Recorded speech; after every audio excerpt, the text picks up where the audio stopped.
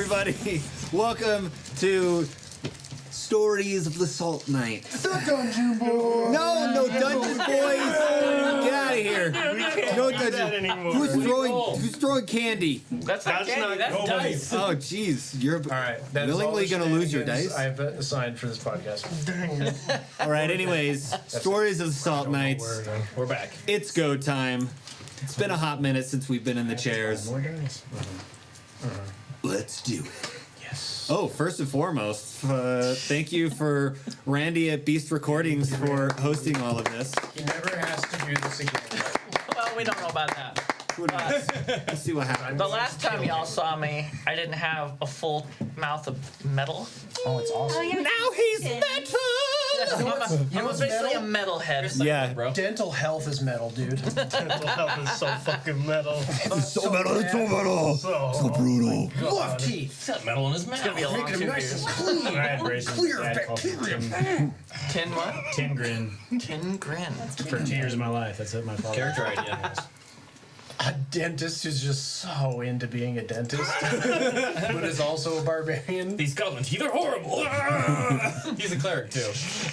He's just got a goblin captured against its will. It's like, stop, settle down. There's so much plaque. He's like genuinely serious about it, but he won't let him Is that a go. child skull in there?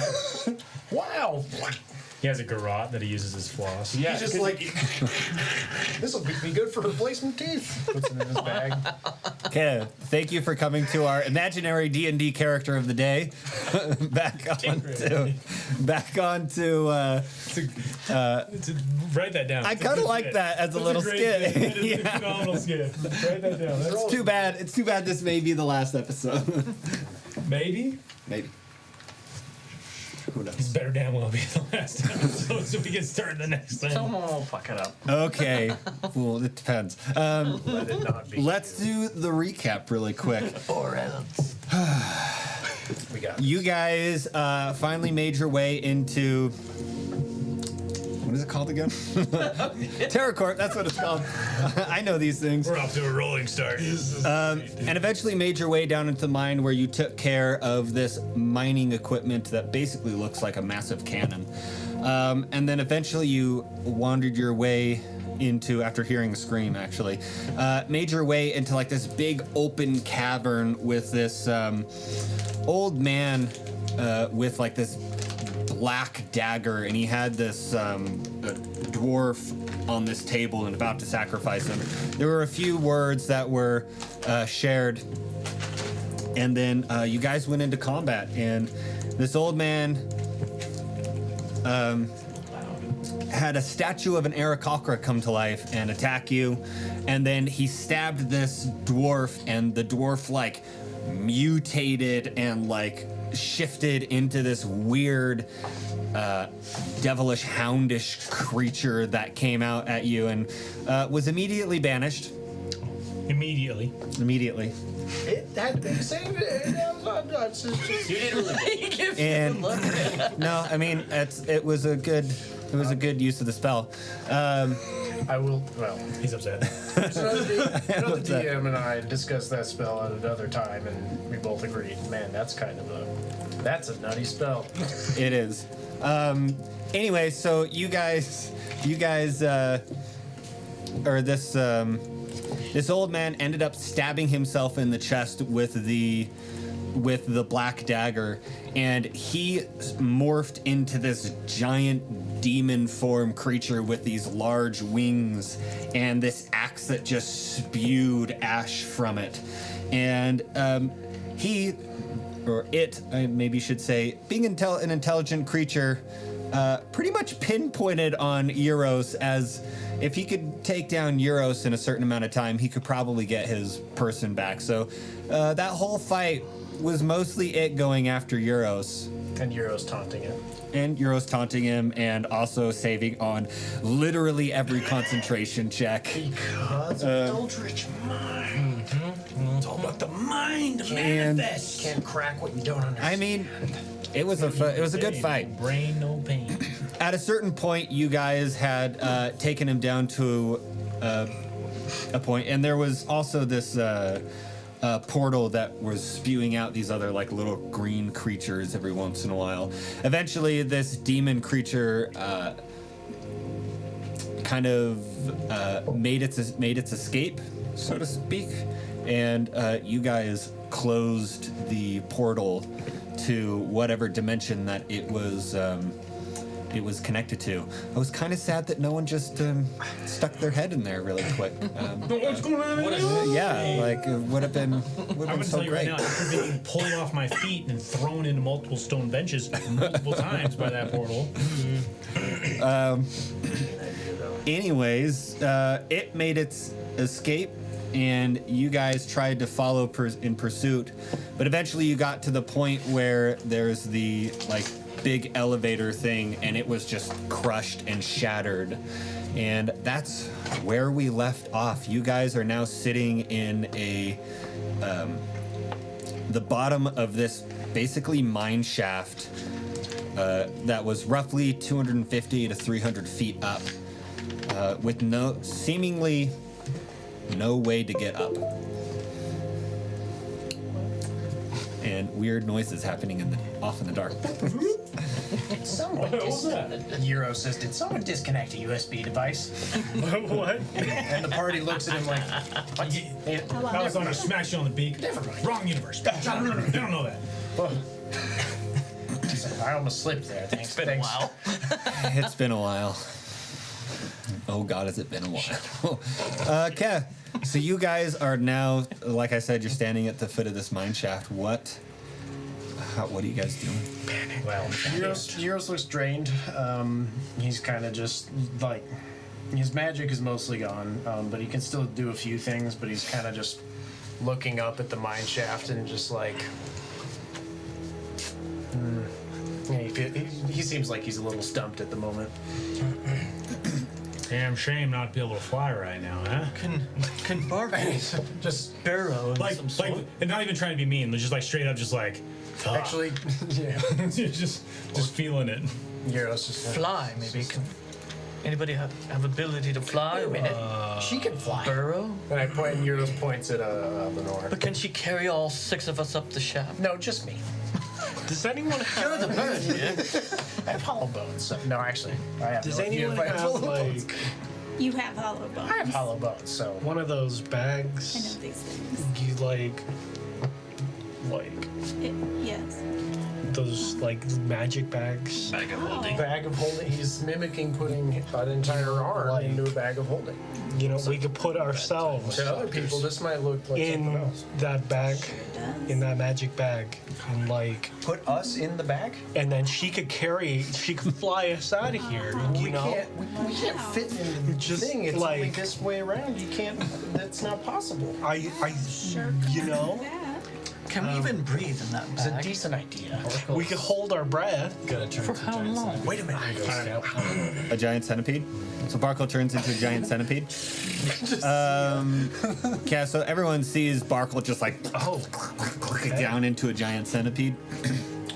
What does your centipede look like?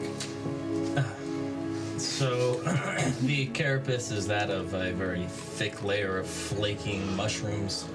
The eyes are a vibrant green. There's these big black spots along its dark orange umber carapace. It's about 15 feet long. More or less, it's all kind of spooled up in on itself and crawls around. Really cute, honestly. Well, So in whose adorable. opinion is it? It's no Mr. Brown. Okay, there we go. While he scurries off, I'm 1, 2, 3, 4, 5, 6. Anybody have rope? Boy, that would have been smart, wouldn't it? I have 50 feet. So do I. Squeeze gonna hang back. I have 50 feet. Okay. I also have 10 pitons Do I? and a hammer. I also Remember when have I picked 10 up the hammer? pitons. I remember when I picked up the hammer. And I'm stoked that I picked up How the far hammer. down are we? I also have a hand. You're about somewhere in the vicinity of 250 to 300 feet down. This mine shaft. Excellent. Aha! A little bag of sand. What direction is the creature? As a branded creature, I know the direction that he is on. If he's on far- the same plane. Okay. Does it say within a certain amount? No distance. It says you always know the direction of the branded creature as long as it's on the same plane as you. How long? Until I'm dispelled I love it. or I've taken a short rest. That is one thing about the Blood Hunters. Their stuff lasts pretty much until a rest, unless they get. I cursed the creature. Is what's Yeah. happened. So That's it's got to cool. get uncursed. Okay, so you know the direction. Do you know how far they are from you? Doesn't say that. I just know the direction. The direction.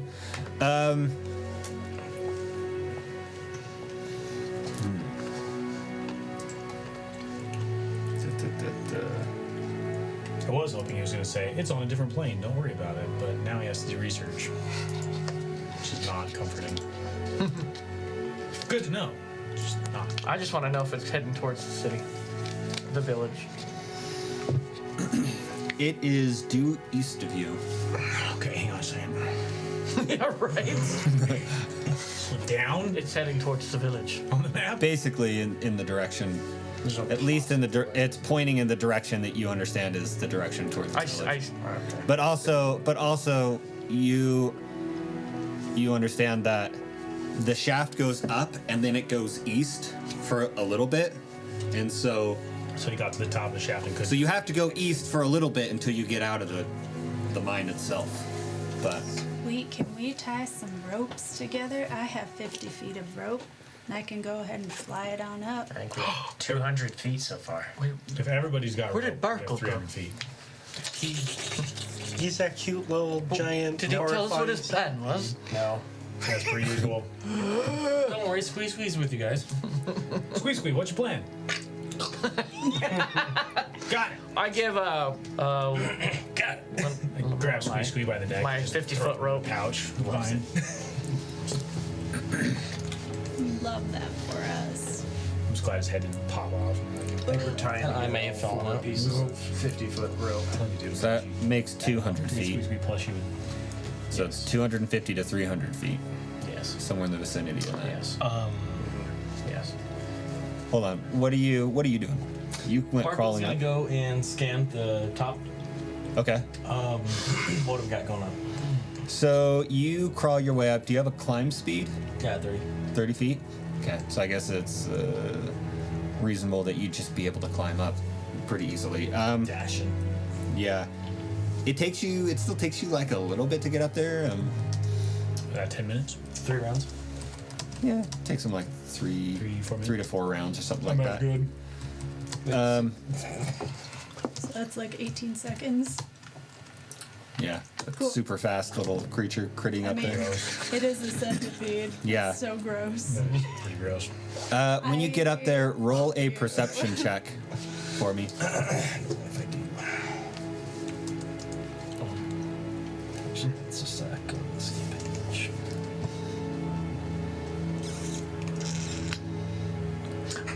I'm gonna spread my wings and start flying up the shaft. 16. I was wondering when you were gonna say that. I was like, does Randy remember right now? That's so funny. I just don't use them that often. 16. Randy, I want you to roll me a perception check as well. Add your perception. Did you flap too? Calculations. I'm going to cast Oh, no, dancing I lights was, just to light up the Gonna area. That stay The area? with them for now. Percentage.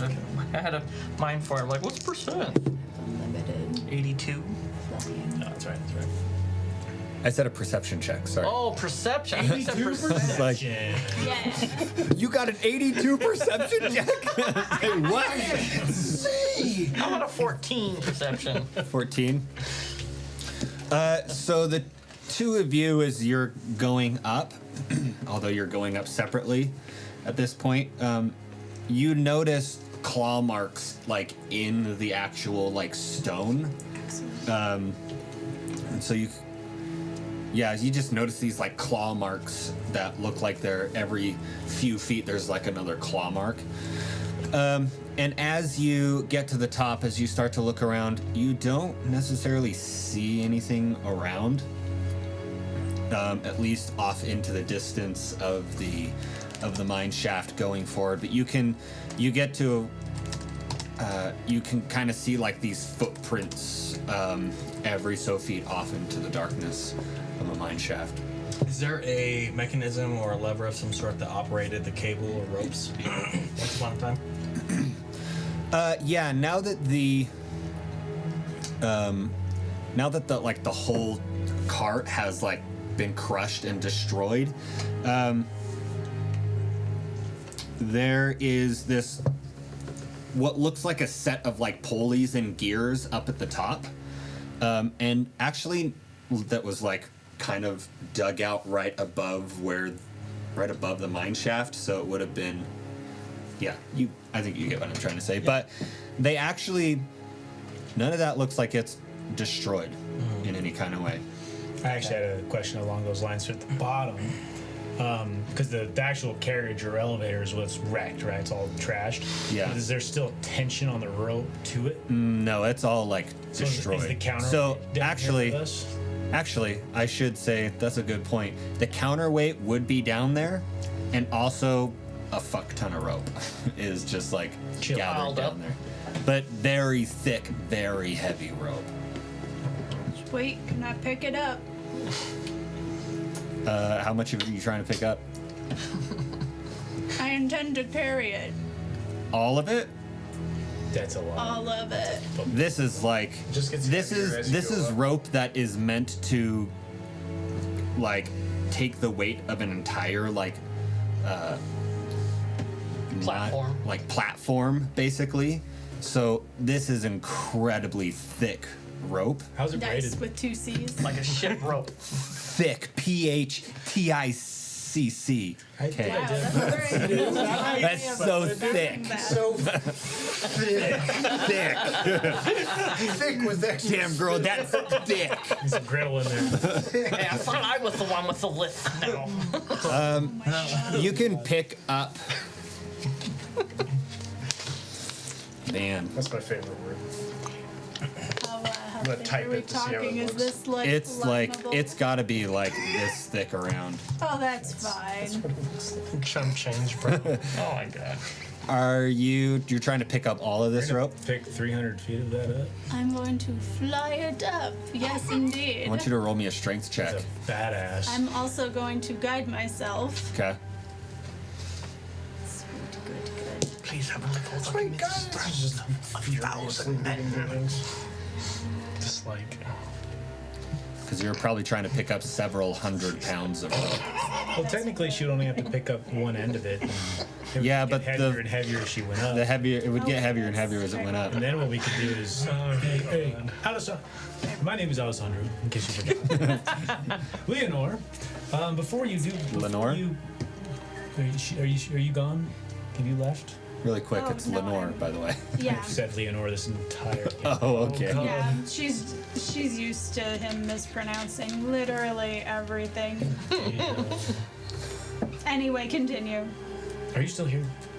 Hurting my Oh, feelings, or she's- have you left? And I'm just thinking these things. in my head? No, she's currently gathering the rope, and I'm currently rolling to gather said rope. A thought. How about we tie up all of our ropes together and tie our ropes to the thick rope in the end, and then that way you can actually get up 300 feet and then haul up. Then you're not lifting as much weight the distance, if that makes any sense. if we cut off. Are you saying if we cut off like 100 foot of this big rope, Yeah, and then she doesn't have to take all fly of it up, attach it, and then attach the smaller ropes below that? Other way around, but yeah. Small ropes first, then the big rope last. Because then she can fly 200 feet up. makes it easier. Okay, great. This is 300 feet up. We have 250 fucking I think this is Barkuell. this is a pretty good plan. Barkuell. We just have to cut off What is your name? like a good 50. Barkuell? Barkuell. I didn't say Barkuell. Berkeley? Well, I was gonna have him hold that heavy rope for maybe a 19. You're gonna use the. Strain. still in character. Or she just says, fuck you, and I'll shoot it down and carry it up myself. As like something. How so? Is that gonna help? Well, actually, it's 60 feet. No. I think maybe I'll just use it as a mount to go pick up people because it is large. Oh, okay. So that's an option. I'll probably summon that when I get up there. Okay. Hold on a second. We'll get to that in a minute. What about a 19? For a strength check? Just point at you and say, I hope you know what you're doing. Are you trying to pick like all of this rope up or just No, I was gonna like take one end of it and then fly it up. Then I was gonna ask So it's Barkuell to just like hold it. Okay, you pick up this rope, and you can tell this is hefty rope and it's got some weight to it, but it's not so bad. And you start flying, and it slowly gets heavier and heavier, and you're trying harder and harder, and your flying speed gets slower and slower and slower. You're doing pretty well. With a 19, yeah, I'd say you get to the top. You do take a point of exhaustion though, What? from that. Ooh, that's all my ability checks. Because by the time you're getting to about I did. 250 feet, the weight of that rope is tremendous, and you. Ooh, I would have dropped it if it was You just like, straight left. Would you like to just drop it instead and I not mean, take I a would point of just- exhaustion? take a point of exhaustion. Jeez. I'll let you make the choice. You can get it to the top, but you'll take a point of exhaustion, or you can. I would have I gotten see her up. coming up with the rope at this point. It's well lit. I have dancing lights, and one of the I lights mean, is At a 120 feet As up. soon as it started getting like that heavy, I would not have kept carrying it. So you prefer not to make it to the top? Do I Yeah. see her coming up? I'd say at a certain point, you guys can see her trying to fly up with this rope. Perfect. I jump out of my shape, summon my big friend, give him a couple pats, and send him down there to help. Okay, so at a certain point, you're flying this up, and I'd say this is like right on the cusp of you about to drop this thing. You see a giant spider coming down. Are you still a Foresight. centipede? No, I had to leave that. Oh, okay. You see a giant spider with Barkuell riding on it. No. I wish. That'd be so And cool. it starts crawling down. Are you doing anything to Yeah, I help will too? fly down and go to help. Okay. I'd say, how are you helping on the spider? Well, the spider's like horse-sized, and it's my plan is to use its web ability on the rope, and then just keep it attached. Okay. We'll pull up on the wall. I want you to roll a strength check for your spider, and I want you to roll a strength check for. Does he get advantage because he's large? Got a 19. I'm gonna say no. And for the record, I have moved these two and myself But it is out from underneath based all on this the weight knowledge. Okay. of the rope. It's a good idea. Yeah, That was the- 19. What do you mean? Oh, Check's right, based on yes. the- I thought you were just. Busy scribbling. I Yeah, just like did the this success. gesture. Success. and I is thought ba- you were based like- on the heaviness of the rope. Because I do say that because what are he you doing? does have an increased weight. See my shadowy Guys, Okay. mage hand. we got too many conversations going on. But I don't think being large gives you advantage on pushing or pulling things. If you were an enlarged creature, it does. Oh, really? Yeah, that's like a magic spell kind of spiel. Yeah, no, it just depends. Straight roll, he got a 15. 15? Yep. You got a 19? 19. So, I only got one arm, though. So I don't know if you want to do that with a disadvantage. that's a valid point. I'm such a DM. No, I mean, at a certain point, Leonore, right as you're about to like give up on trying to carry this thing, you do have some people come and help you, and you guys do get this massive rope up to the top Nice. at a certain point, and Careful hand. you don't take a point of exhaustion. What? Yes. I would love a hand. It's my good one. Right. I fly up. Thanks. I like that your character's kind of getting just going along with the jokes. I like You it. know how upset as the one making all the hand jokes and getting in trouble for it? Wouldn't be upset that you're, oh, it's okay now, huh? Only if I make the jokes. So, how long would you say it took me to fly up that high? Your fly speed's probably 30. She would have dashed for as far as she could go. I'd say it probably took you guys like a good solid minute for all of you to get it.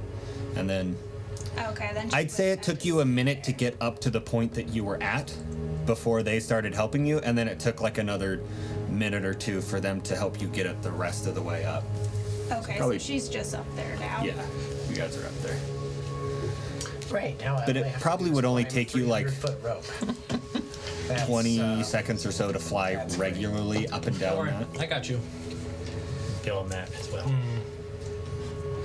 So I have no idea. Yeros just kind of like feebly stretching. He's like, So then the spider can slide up and down it. Pick up tries to anyone touch who his has a toes. problem. Gets down to his knees. Okay, so now there is a massive rope going all the way up. Looking around, what do we have to tie it to? I'm at the bottom. I can't see you. Oh no, the giant spider can help you up. Oh yeah, sure. That's great. There are a few, about every like 10 or so feet through the mine, there are these big pillars of wood along the side that are like, that kind of stabilize the whole mine.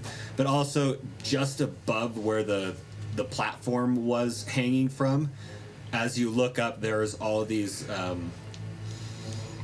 like gears and pulley systems that are up there that you could tell this rope was originally connected to all of that in order to be part of the counterbalance system. And so when that creature like cut this rope, it just fell off of all that, but there's still that whole like system up there that's all mounted into the stone up there. So right now you guys are just holding this rope. Well, we can use the web ability to stick it to the ground. Stick it to the ground. Yeah. Stick it to the ground. And then we can tie off a piece of it on the contraption up there, and without having to worry about carrying it. 'Cause Well, it's someone stuck. could help me with that. You hold it. Put your finger here. It's the best thing I could do. Holding onto a spider for dear life, crawling up this. And then anyone who has climbing problems, I'll have the giant spider go pick them up. The climbing challenged among us. So you just have to sit in its mouth, and we'll carry you all the way up. Spiders have mouths. Would a rope Actually, climb they be do. strictly athletics, or could you use acrobatics? Chelicera. I'd say it's strictly Damn. athletics. Okay, well, I'm not getting in the fucking mouth yet. Fine, I can stick you on its butt. Not getting on the mouth of that thing, are you?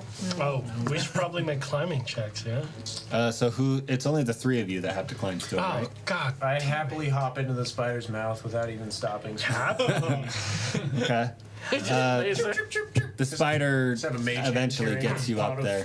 ink It's, with me. And I'd say, yeah, you guys like just web down the rope. That's Anchor it. Yeah. that's an acrobatics, right?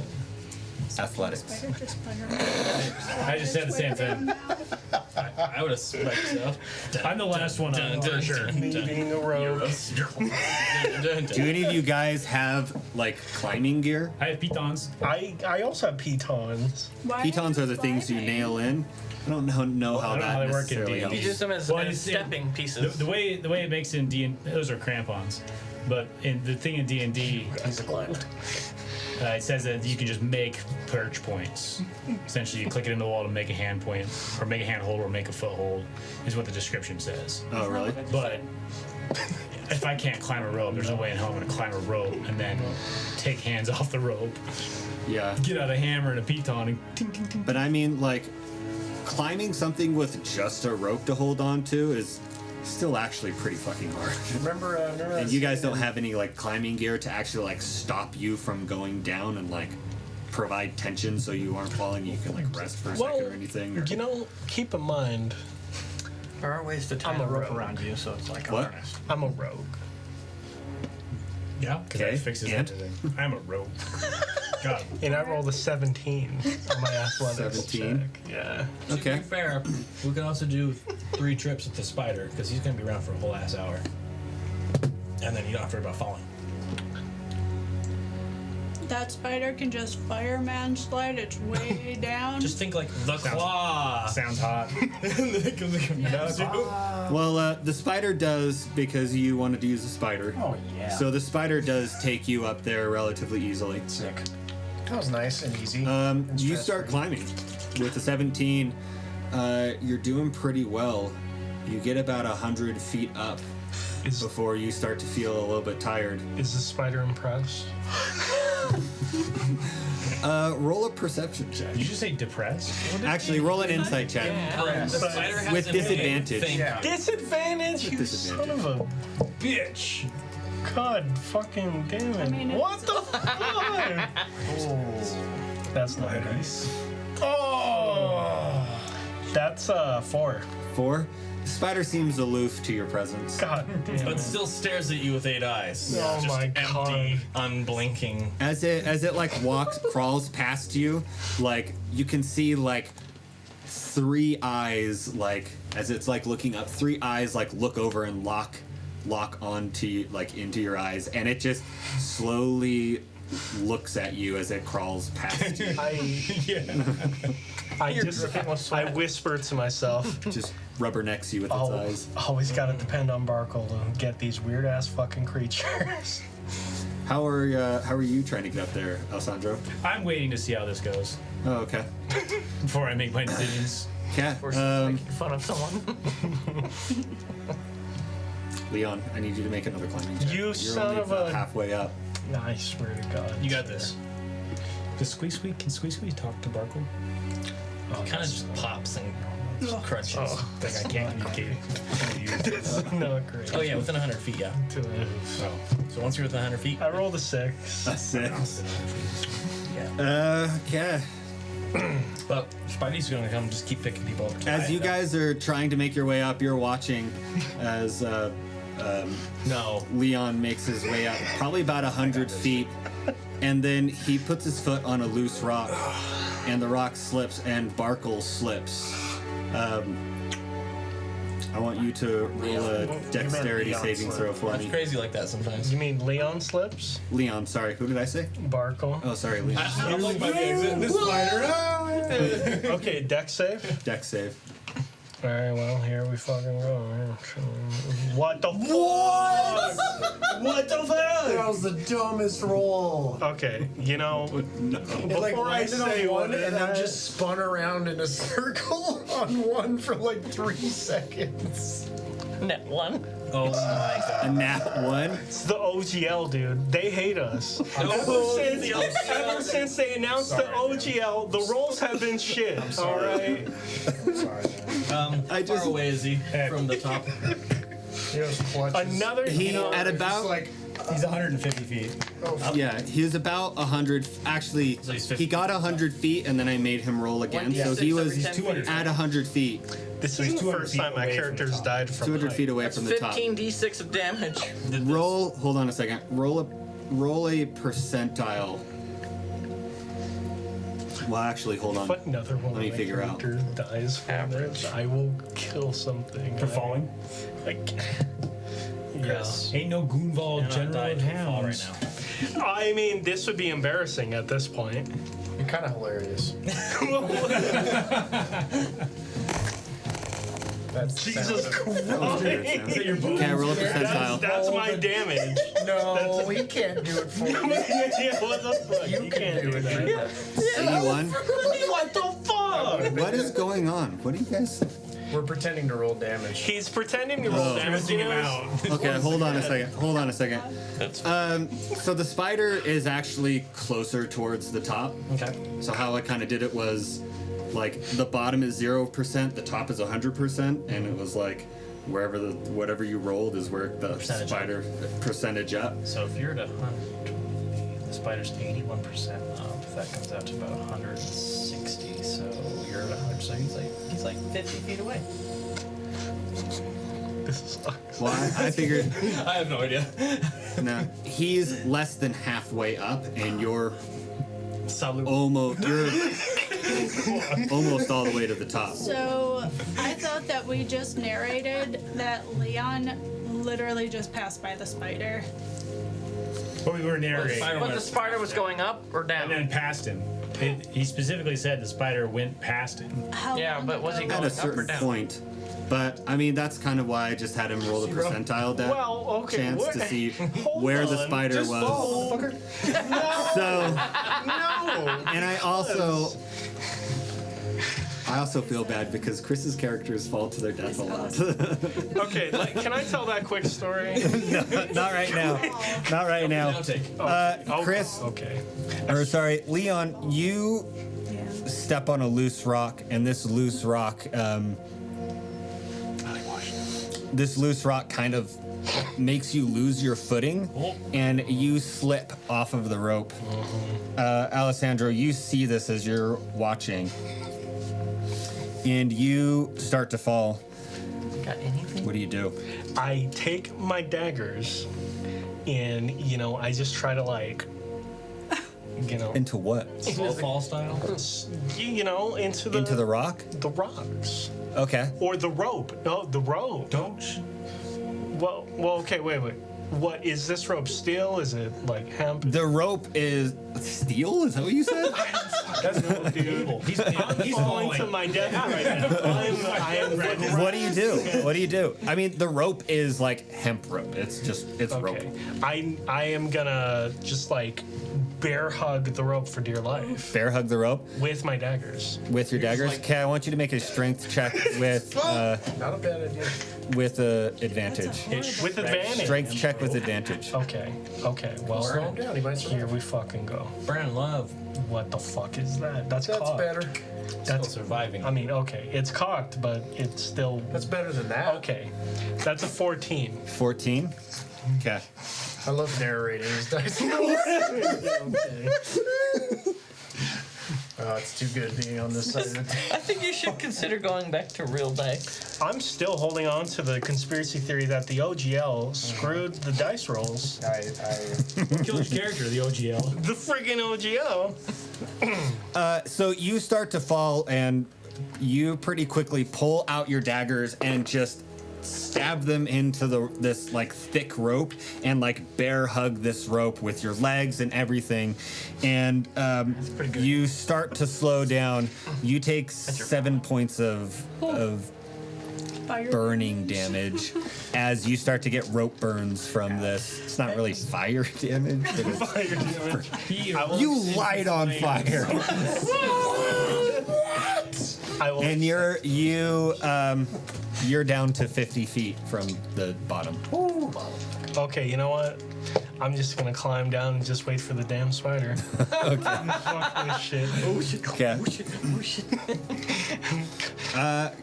Yeah, at a certain point, the spider crawls back down, and you're probably next on the. I reluctantly, I climb back down. I scuff my boots. I just try to shine my boots.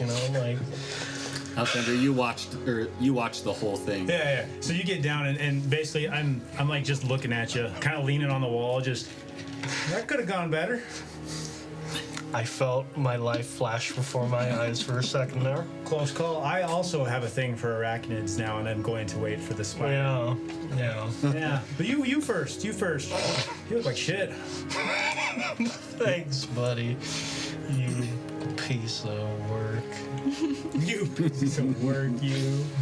Okay. Friend. It's not more than a minute or so before the spider finally comes back down, and you're going next.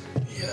The spider kind of takes you and wraps you up in with its what are they called? Mandibles? Pedipalps, I think. Pedipalps. Pedipalps, and wraps you up underneath, and it kind of just so you're sideways with pedipalps around you, and you can see these two big fangs that are just kind of resting Dripping over with you. venom.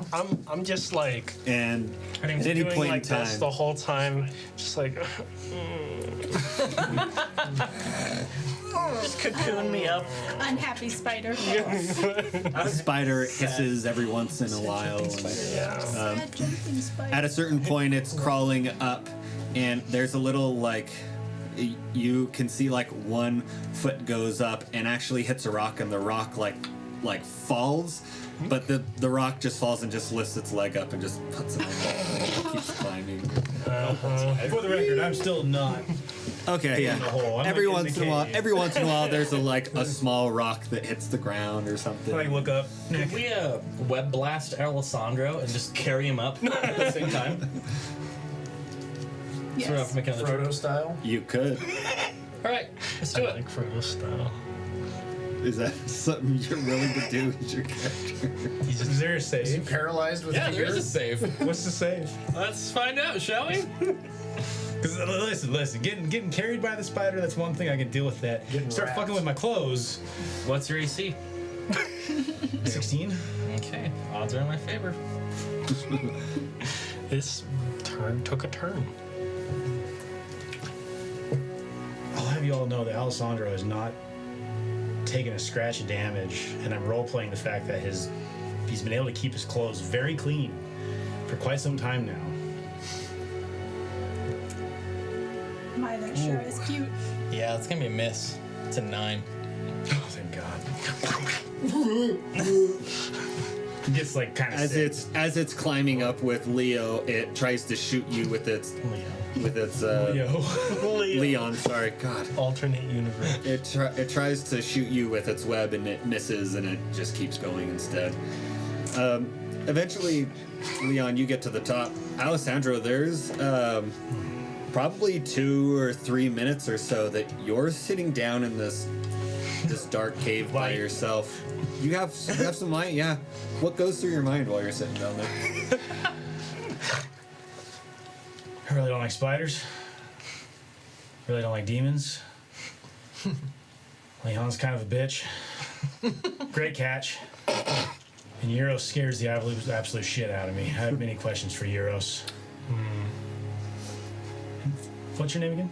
Akrius? Can't believe Akrius just fucking left. He's the only one who pulled at Barkuell. And at least Leonore, she says. Oh my god. Jeez, Leonore's such a better name. But anyways, moving on. At least she was trying to help, and I'm not gonna climb that rope. I hate spiders. Eventually, you hear the I'm finished. of the spider coming back down, Spider's just and you understand. You're just like, oh, yeah. It comes up and kind of just. It doesn't. It's not really that gentle about it. It comes up and just grabs you with its pedipalps and just turns around and starts crawling back up the wall. Happy thoughts, happy thoughts, happy thoughts. Just clutching the rapier. Happy thoughts, happy thoughts. And is gonna start purring. Oh boy. is that what's the spider's name? Clarice. Clarice. You kind of hear this purring sound from the spider. It's gonna eat me. It's gonna eat me. It's actually fangs just rubbing against each other.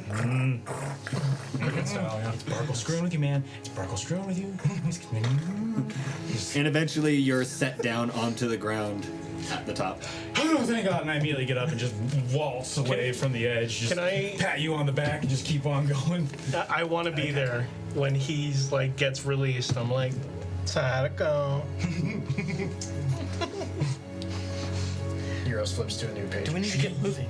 You feel a familiar smack across the face as my mage hand smacks you as I'm walking away. Put a little ink on my hand.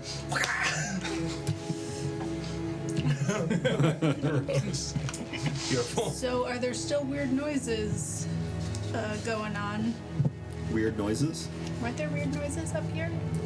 Did we hear weird noises? I don't think you guys were hearing any weird Yeros noises. is probably muttering to himself, but no. Yeah, other than Stop That used to be weird. other than Yeros, I'm used to it. other than Yeros muttering and him scribbling down, and you kind of hear the purring of a spider as it's like kind of doing a little happy dance, as it after it's finished with its task, and I love it.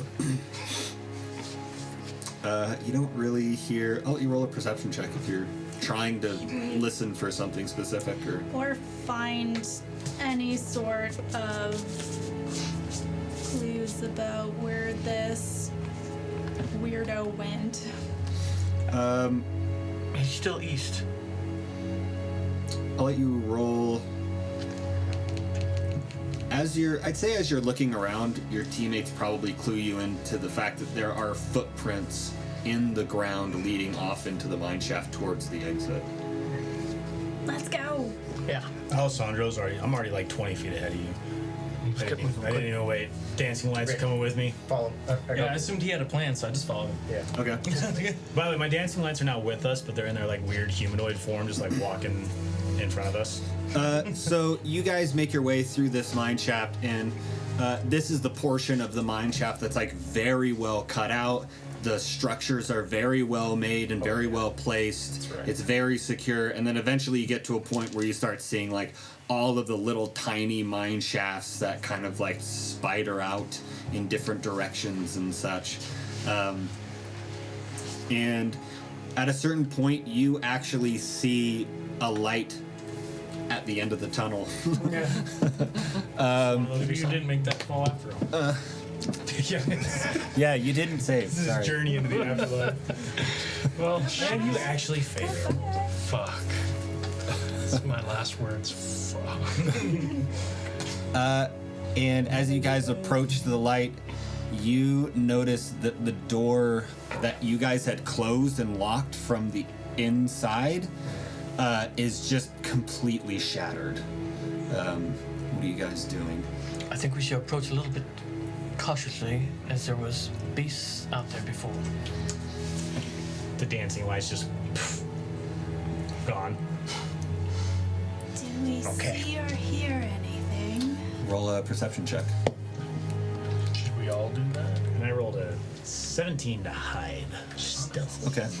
You're kind of being stealthy. Sweet. Spider will join you. Did you roll a 17 to hide or to Stealth. Stealth. Okay. Specifically. I'm not doing that. Roll just stay lower than behind my all of the passive front doors. Perception 12. 12. What? Just. Resets. You guys don't hear anything outside necessarily. You kind of hear this howling wind, and as you kind of approach a little bit closer, you can see that the outside is still relatively dark, with like overcast or something like that.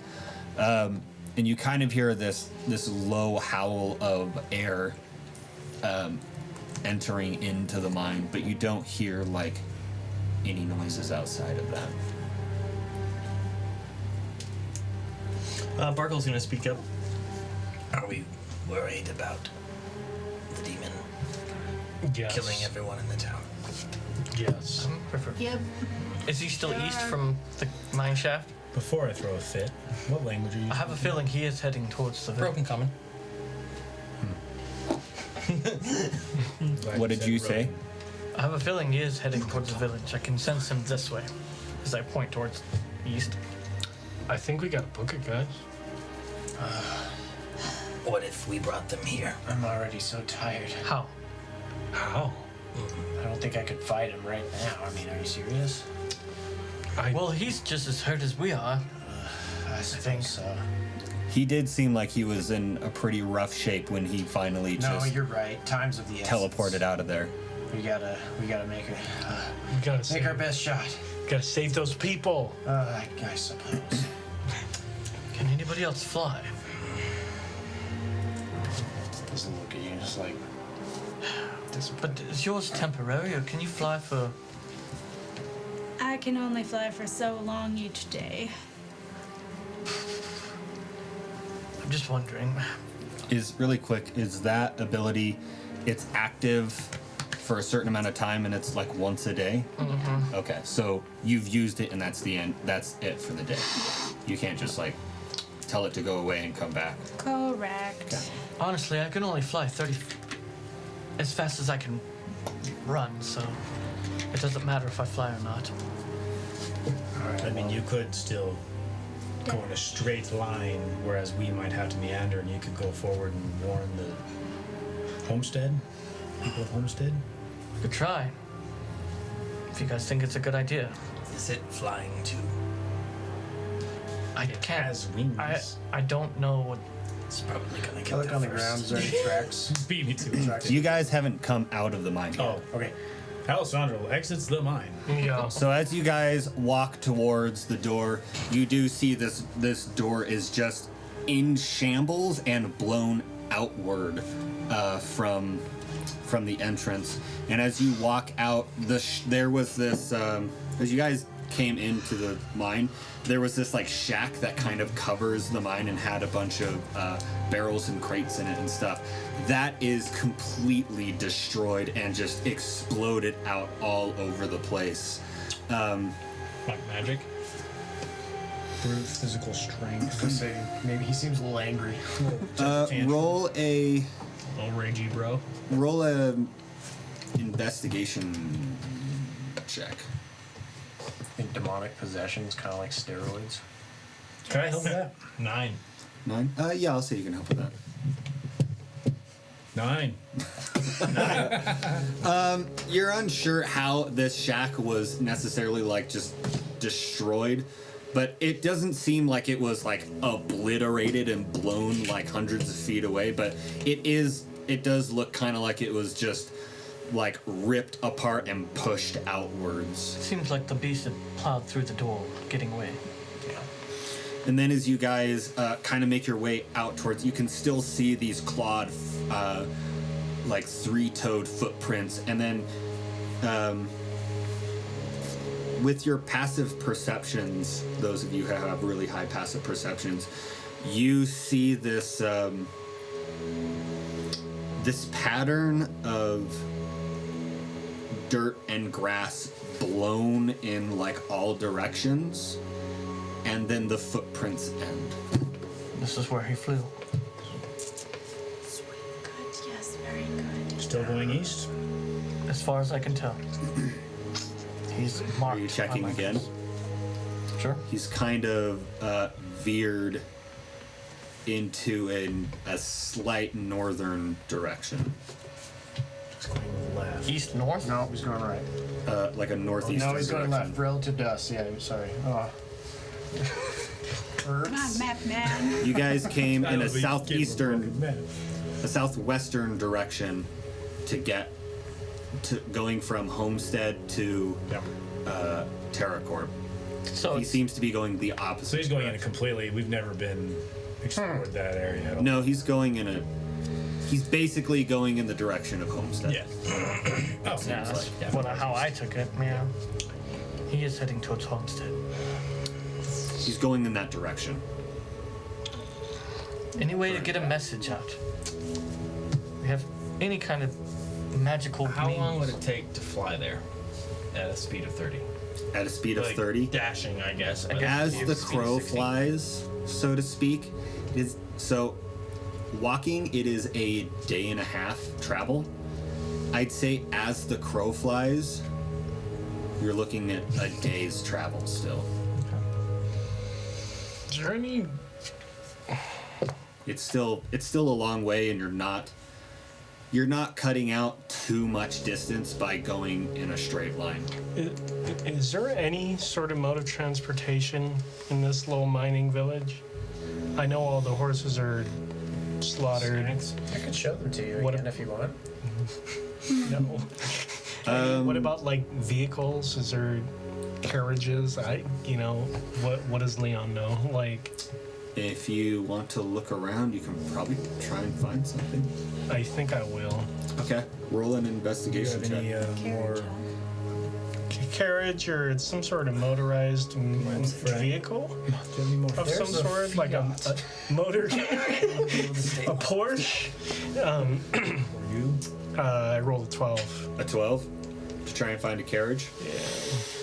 or something.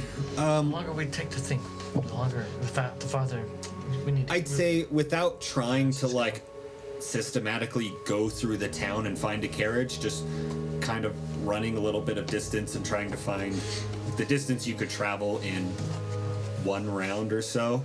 You don't see a carriage off the like just right nearby. Well, if it's a day and a half for us, we can assume it's a day for him. And my assumption is he's not going to go, if he's going there at all, directly there, because he's hurt. So he's going to do exactly what we're going to do: go someplace, regather, gather strength, rest, and then move on. I don't know, unless he's controlling the minions out here. Either way, we don't want to stay here, do we? No. No, we need to get moving. Please, no. Let's move. Damn.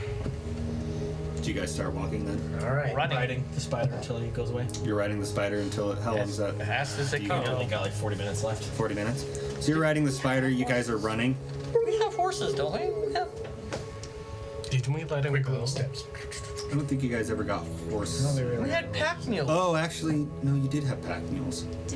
Back to Yeah, town. we did. But We they're left still them at just town? pack mules. They can't. Town, They're yeah. not riding Didn't take them animals. with us. I We left them in town. We left. No, we released them at some certain point, didn't we? Yeah, I thought we did. I think we released them. I honestly can't remember what you guys did with those Yeah. horses.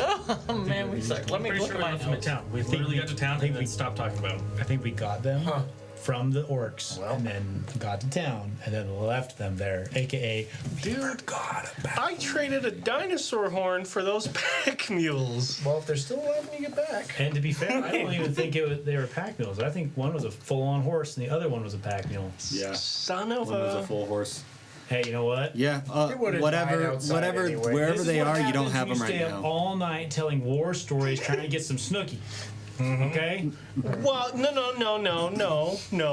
Not that's not. I'm gonna say you exactly- guys are walking. That's running. not exactly what happened. Force march. You notice Rios is not I'd like to writing keep this an down eye out because for it's this happened Yahoo. Maybe before. some little trickles of blood that have Yahoo. fallen down from. Okay, roll a perception check. Very good. Let me see what my 21. 21.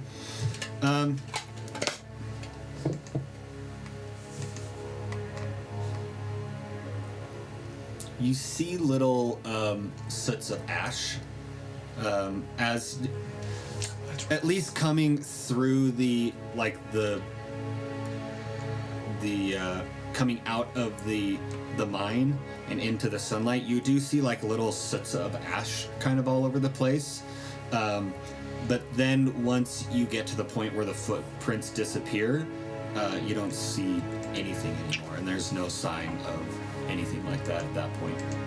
Yeros, how are you feeling? Tired. Speaking in reference to the searing curse flesh thing that you had going on with the Well, I haven't ash. gotten Isn't any. that still around? I haven't gotten any worse. It hasn't gotten any worse. It seems like that has stopped, and But it's not gone. I was treated, so I think it's okay. We did But take I care mean, of that. if it had been not treated, perhaps with magic, I might not be okay. I don't really know. it's still a relatively fresh wound, although it's closed, and the necrotic nature of that wound has ceased. Okay. So Fascinating. if you remember, it was kind of like rotting his flesh into ash and continuing to like eat away into his body, but that has stopped now. I'll look a little worse for wear, though. This one stopped that. You stopped that. It's. I wish we could take a break, but that's okay.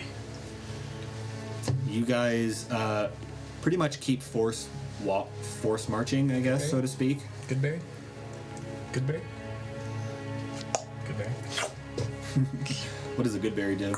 10 point and sustains you for the day. Okay, yeah, so you guys at least have a full belly and everyone heals 1 hit point. Yay! Spread. And look, more lamb is spread.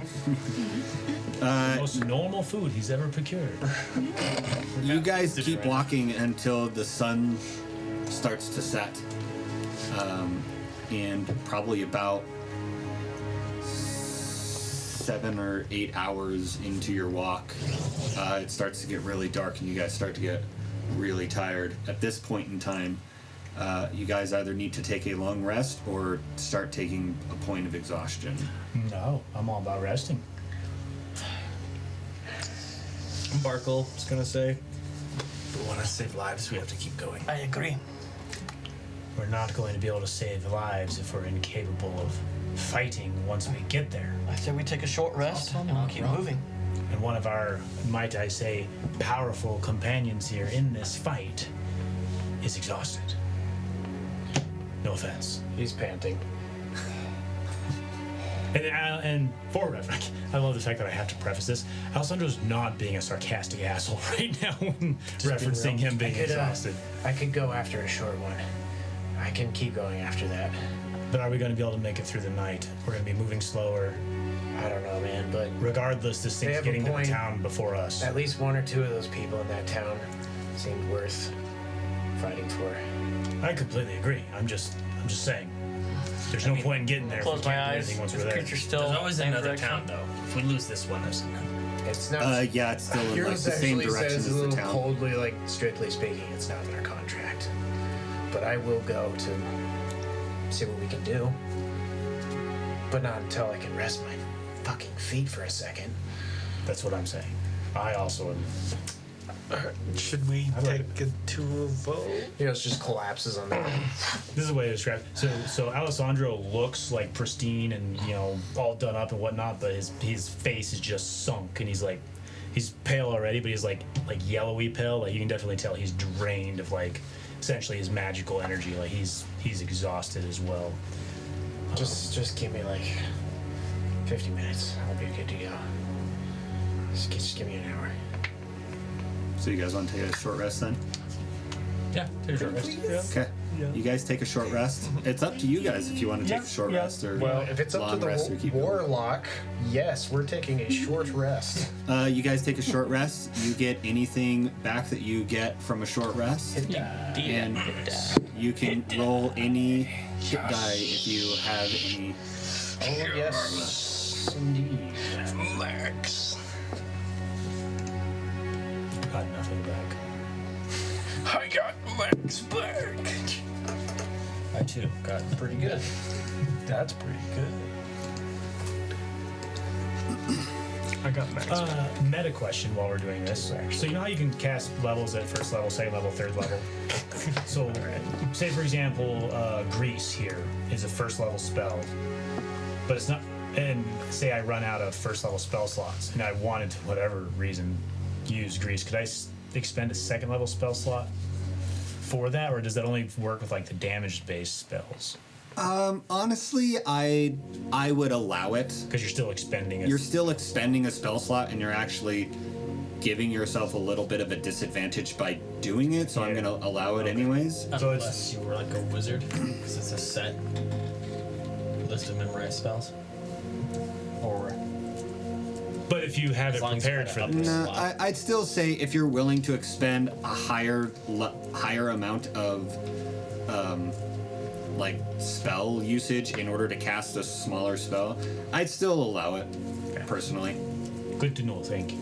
it doesn't necessarily do anything if Right, it doesn't say you Yeah. at higher levels, yada yada. Just but allows you to. yeah, I'd still allow you to do that. wait, Okay, you guys take a short rest, and you started to notice that at this point the fog that has like slowly drifted down in an eastern direction from the mine has started to dissipate. It's still very overcast, and now it is actually still it's very late, and it is still pretty creepy and pretty eerie in this forest. The trees in the area still seem like this kind of wilted and almost deadish looking, and you still don't really hear like any creatures, any birds, or sounds of any other small rodents or anything like that. It's still resting. All you can hear is the panting of your companions and the sound of blood being pumped through your body. Got real quick. And you guys sit there in that sound for a while until finally you feel well rested and you have about an hour's worth of rest. Some of you probably close your eyes for an hour or so. Some of you are doing stretches or whatever you feel like you need to do, but eventually that ends, and now would be the time to continue going. Yeah. I'm feeling much better. Thank you. So it's like it's dark out now. It was probably around 11 o'clock at night when you guys stopped to take your short rest. I'm gonna quickly fly up 60 or so feet. Can I see the lights of all the torches from the village from this distance, even if it's in a far distance? So you stand up after the short rest? You stand up after the short rest and unfurl your wings, and as you start to fly up, you quickly realize that a short rest is not a whole lot to recover your strength, and you can still feel like your heart pounding and Could we still have to make? you still feel very fatigued as you fly up. Not nearly as bad as you were, but as you fly up, you're still pretty deep into the canyon that TerraCorp is in. You're getting closer to the end of it, but from this point, you can't really see the torches of the town. Unless, yeah, I'd say from here you can't really see it. Okay. Come back down. Cass, so you guys continue walking. What pace are you guys trying to keep? Like sprinting pace, or are you going like 30 feet around? Or? Standard pace. Probably standard. Otherwise, we'll just die. Okay.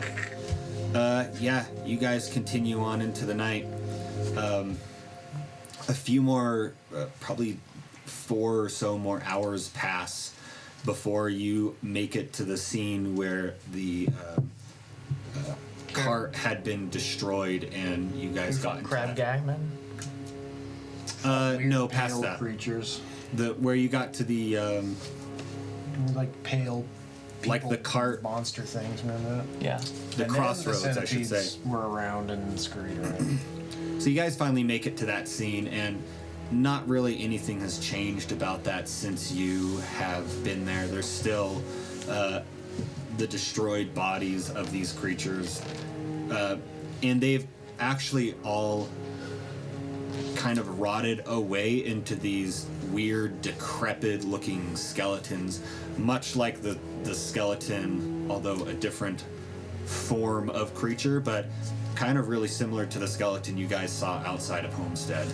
Is the nasty, I don't want to call it gunk, but like, you know how they were decomposing, like the purple nasty fluid type stuff, is that all still present? Yeah, that's all still present. Still present? It very much resembles the scene outside of Homestead from the creature that they managed to kill. And unless anyone needs to stop for any specific reason or wants to look at something, you guys march right past that. Yeah. It's a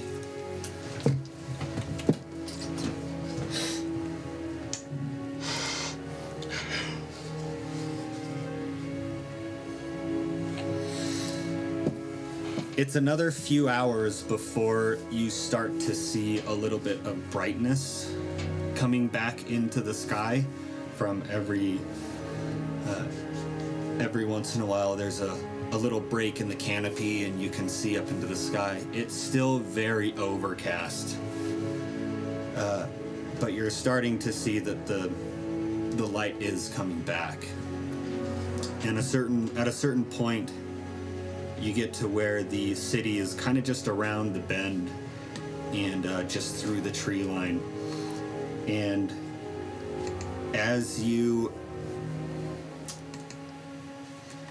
make your way through that threshold,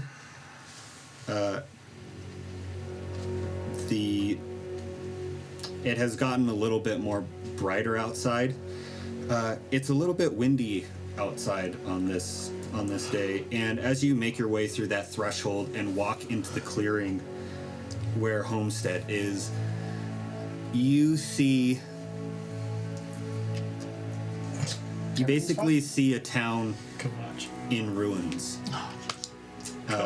There is smoke billowing from the remains of burnt buildings, and you can see from where you guys are standing right now, just coming out of this threshold, you can see the remains of bodies strewn about, and you can actually see the barricade that they had made destroyed and broken down. They had no chance. Roll a perception check for me. What did you say? Should have taken that long rest. High five for the heartless one. Roll a perception check for me. Yeros is looking at you guys like, 15. 15. Anyone else want to roll a perception check? Yeah, I got an 18. I'll do it. 18, 17. I got a 9. 9? I guess. Those of you who got above a 13. What if we got 13? What? What if we got 13? You notice. You can see in the ground, you haven't really moved from this point, but you can see in the ground just this huge swath of tracks of like clawed footprints in the ground. Just this big swath leading right up to the town. And those of you who may have some experience in like war and seeing war zones, this just looks like a huge stampede of creatures almost that assaulted onto this city or onto this town. This is different. Before they were trying to capture the people. This is just a slaughter.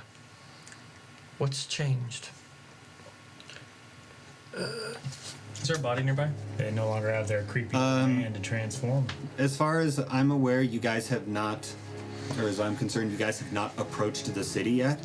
There are no bodies nearby where you're at. Barkuell will step forward and just be like, well, we should go look. I'm pretty sure God said that there was bodies laying all over the place.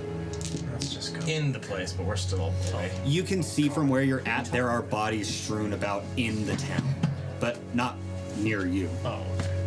At least not bloated yet and exploding. Stop it, realist. All right, we gotta check. Well, let's go. I'm gonna fly. I'm gonna try to go to the place where that the boy and the mom were. So you guys are first of all going to make your way into the town. Yeah. You guys make your way northward into the south end of the town. And as you come into the town, you start to see just the town folk laid about all over the place. It seems just like pure chaos. People are dead. They have, some of them are torn to bits. They have claws and claw marks and gnashing marks all over them. And it's just an absolute wreck. Men and women alike all over the place. GG. Wow. What would you guys like to do as you enter the town? I have to check. Barkuell's gonna go over to one of the bodies. Okay. Just kind of like looking at it. If anyone's probably looking at Barkuell, he probably goes down there really close and just kind of looks at the wounds, making sure they're dead. Okay. Not necessarily. He's just trying to see if they're dead. But then he's gonna, at least with one of them, try and close their eyes, and then say something along the lines in Undercommon like, "At least you lived." Roll a medicine check for me.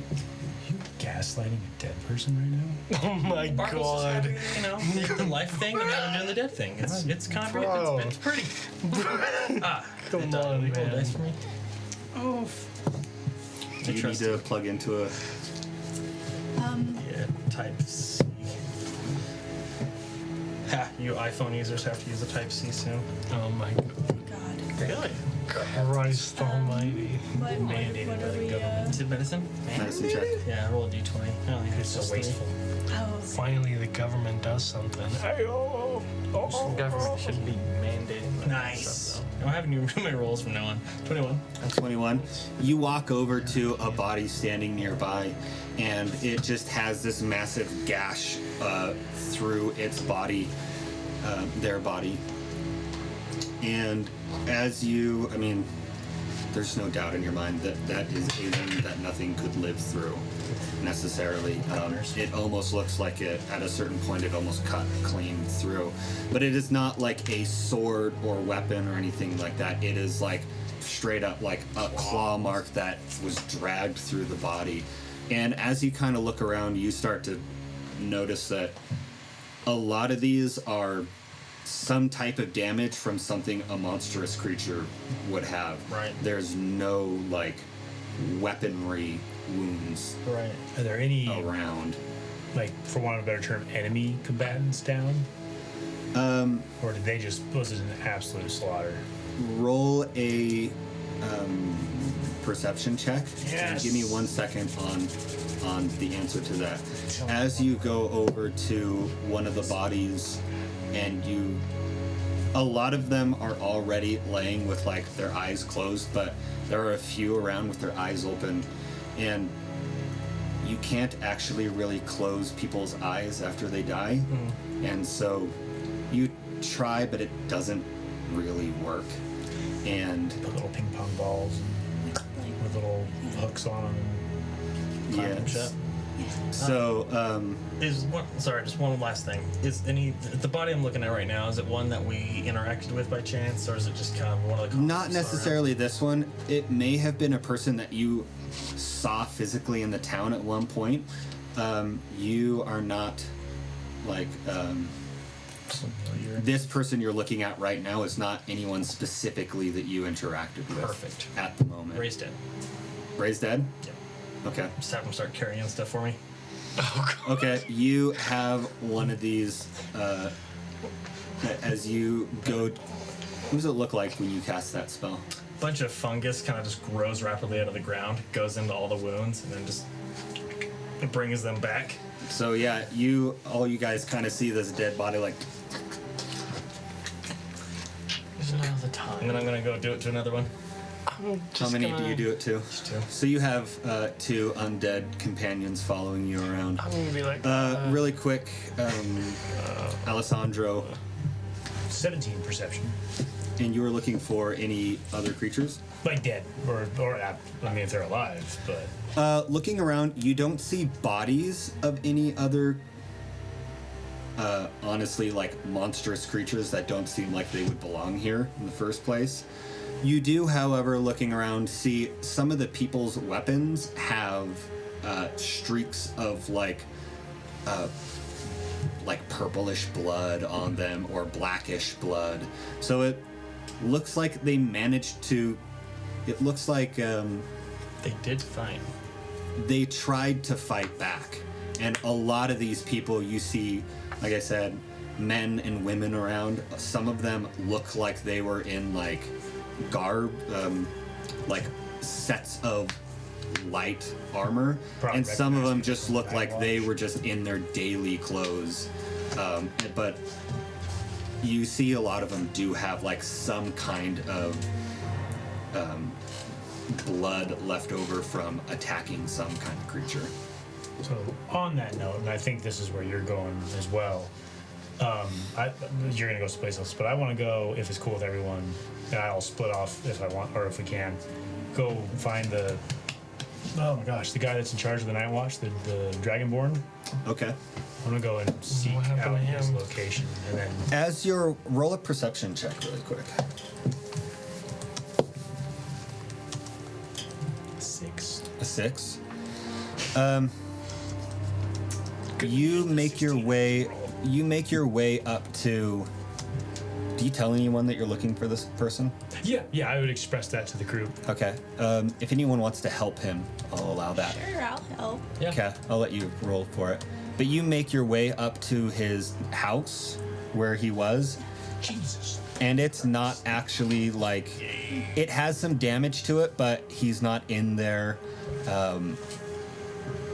And there's no one really in there right now, and he's not near that area.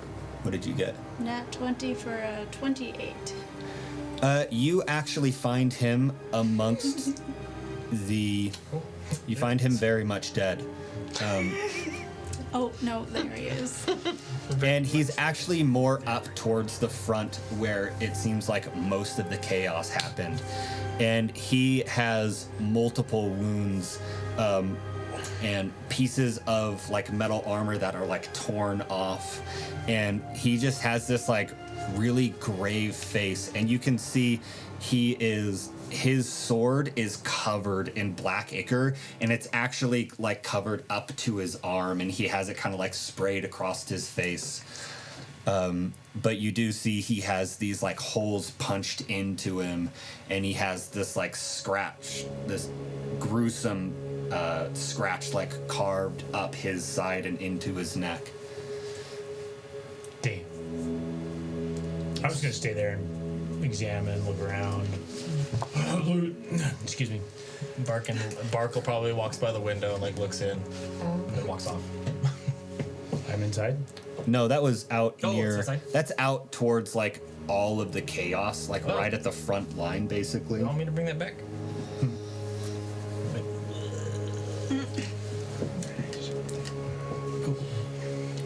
Who else wants to?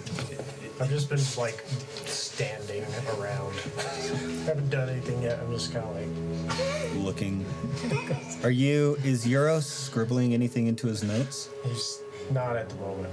He's still kind of just like thinking, not scribbling for once. He's just kind of like Okay. deep in thought. You don't really know what he's doing, but he's just kind of standing there, just deep in thought. So, Leon, what are you doing right now? I gotta go to the house. Okay. You make your way, and the amount of chaos is.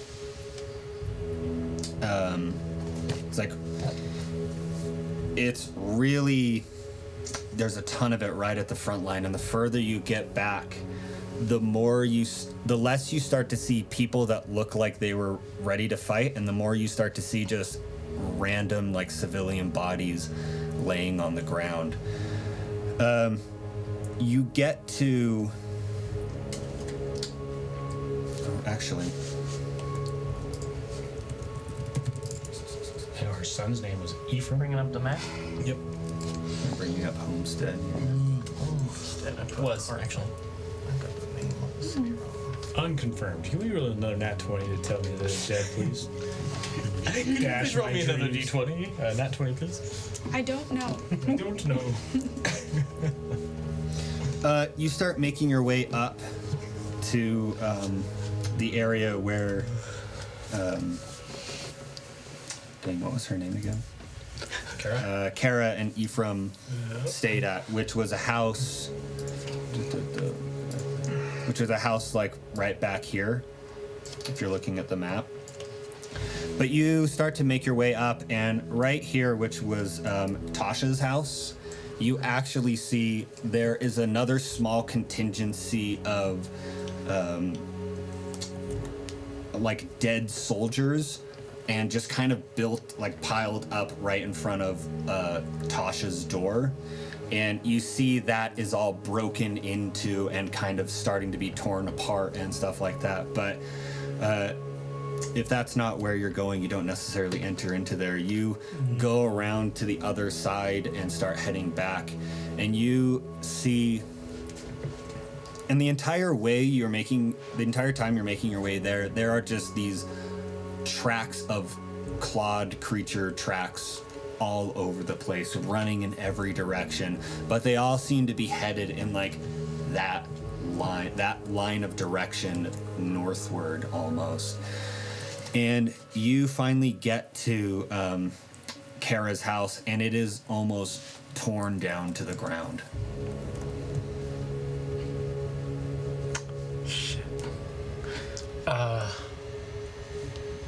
Do I find him? You go in. Yeah. You walk into basically the ruins of her house, and it is not very long before you find the remains of Kara. And she is laying down on the ground. She has this really big bite mark across her chest. Relatively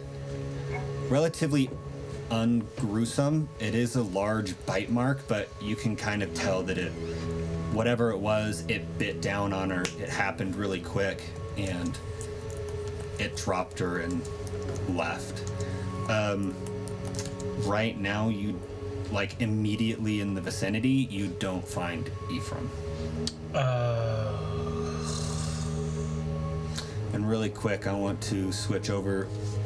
Akrius, are you doing anything specific? What direction do I feel the creature at this moment? You feel the creature heading in a northern direction. Or just not headed, but it is north of you.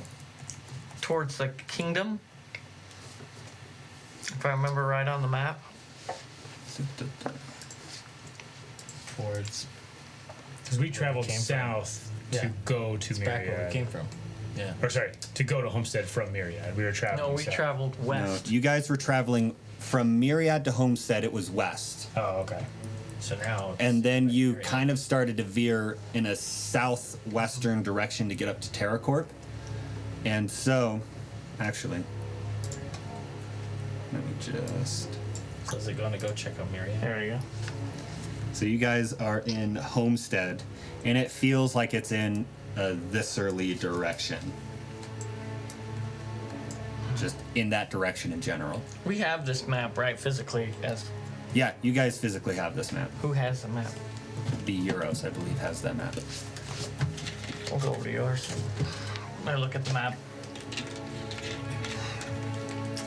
Doesn't make sense. It's heading north, but nothing really is in the path of north unless it decides to veer either west or east. There's 2 villages that way, or some type of keep. You're just staring at the dirt while you're saying all of this. I don't know about you, but I think that our contract is. This has become more than just our contract. And he kind of snaps out of it. It's like,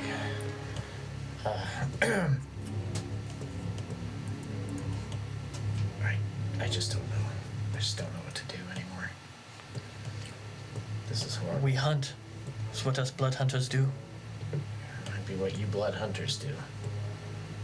I don't know why I'm using 2 hands.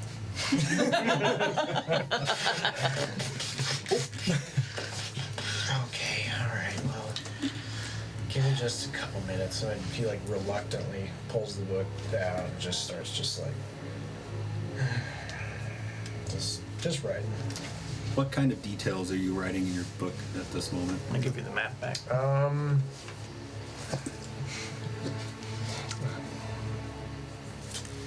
I kind of, how many details?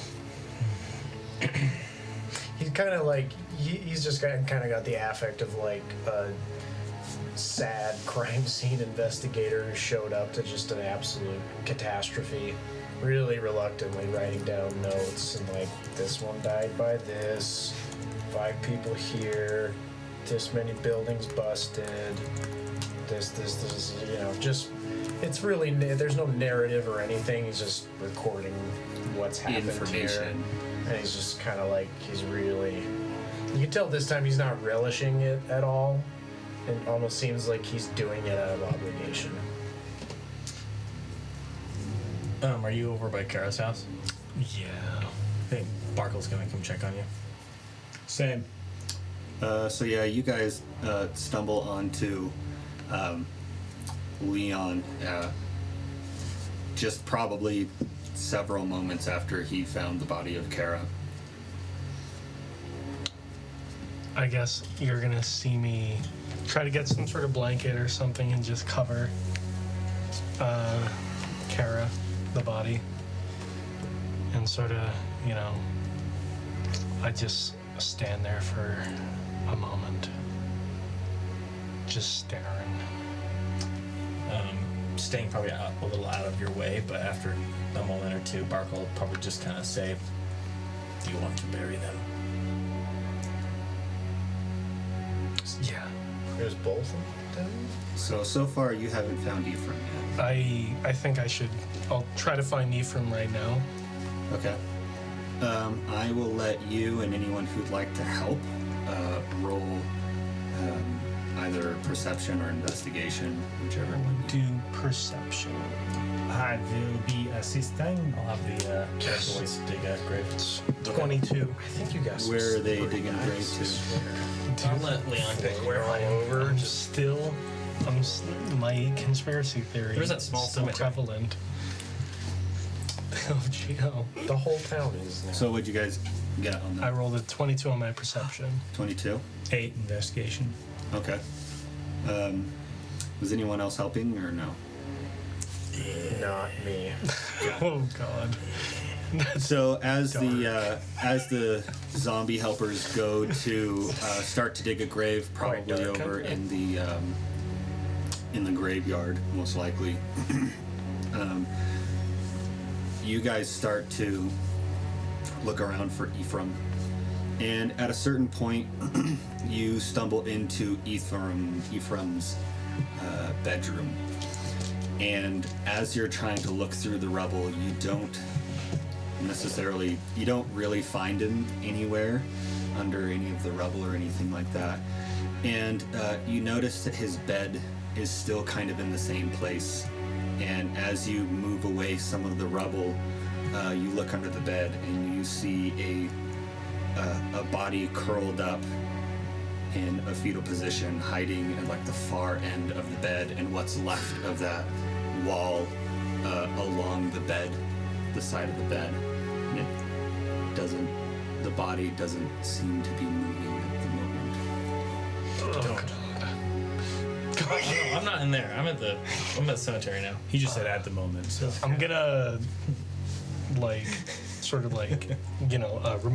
move the bed or Move the throw bed. it aside. As you do, the body of Ephraim shudders, and then you see Ephraim kind of turn around, and his body is just covered in dust, and his face is covered in dust and soot, and he slowly just turns around and rubs his eyes as he's looking at you. What the fuck?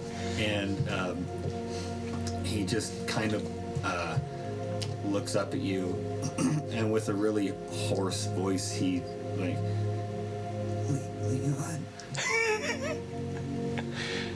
what happened? Don't worry about that right now. We gotta get you out of here. So come on, I'm gonna help him up. As you grab him, you pick him up and kind of move him out of the rubble area. Are you just taking his hand and Oh no, dragging him? I'm gonna lift him, maybe Just to be clear, cover his Mom's eyes or body's not there something. anymore. Put a cloth over his eyes or something. You kind of put a cloth over him and pick him up. Right out of my brain. And you start to walk him out of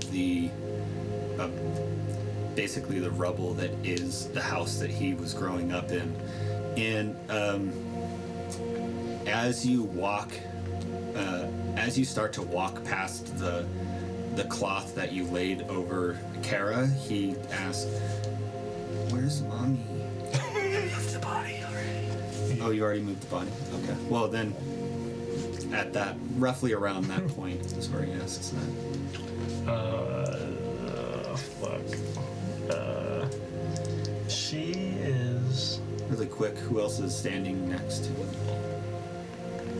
Just Alessandro. So, Alessandro, you're there for this too. She is away. No, let's just focus on getting you out of here. Okay. You must be hungry. And he kind of, so you kind of wrapped something around his eyes or something like that, Yeah. or trying to kind of blind him to it. Yeah. Bird box, dude. There we go. As you say that, he kind of just nods his head Yeah. without really saying anything. Where are you taking him?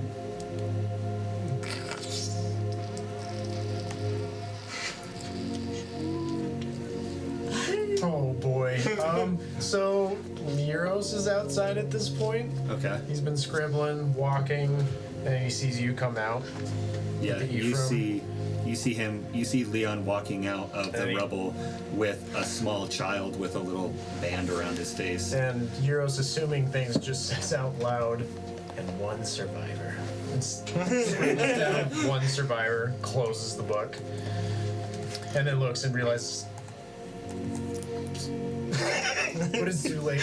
I'd say you eyebrows? probably weren't. There they are.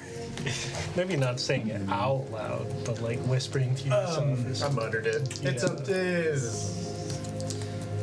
Yeah, I'd say it's if Leon hears it, he probably knows that it was way too quiet for Ephraim to hear. No, fair enough. So, Yeah, I didn't yell it. So But you weren't necessarily like right next to them. in or the sense, anything like that, he's but- like circled the town and written a bunch of shit. He's just like, screw this book right now. This sucks. if I may, Yeros, would you accompany Leon, make camp somewhere safe, close by, but safe and away from... Yeah, I can help with that. And then I'm assuming I saw Tasha's house with that second regiment on my Yeah, way. you would have seen that. I want to gather anyone else who's not assisting with that and go check that out and look for additional survivors. Because my thought process is like last stand type location. As you guys walk up to Tasha's house, you do see that kind of contingency of actual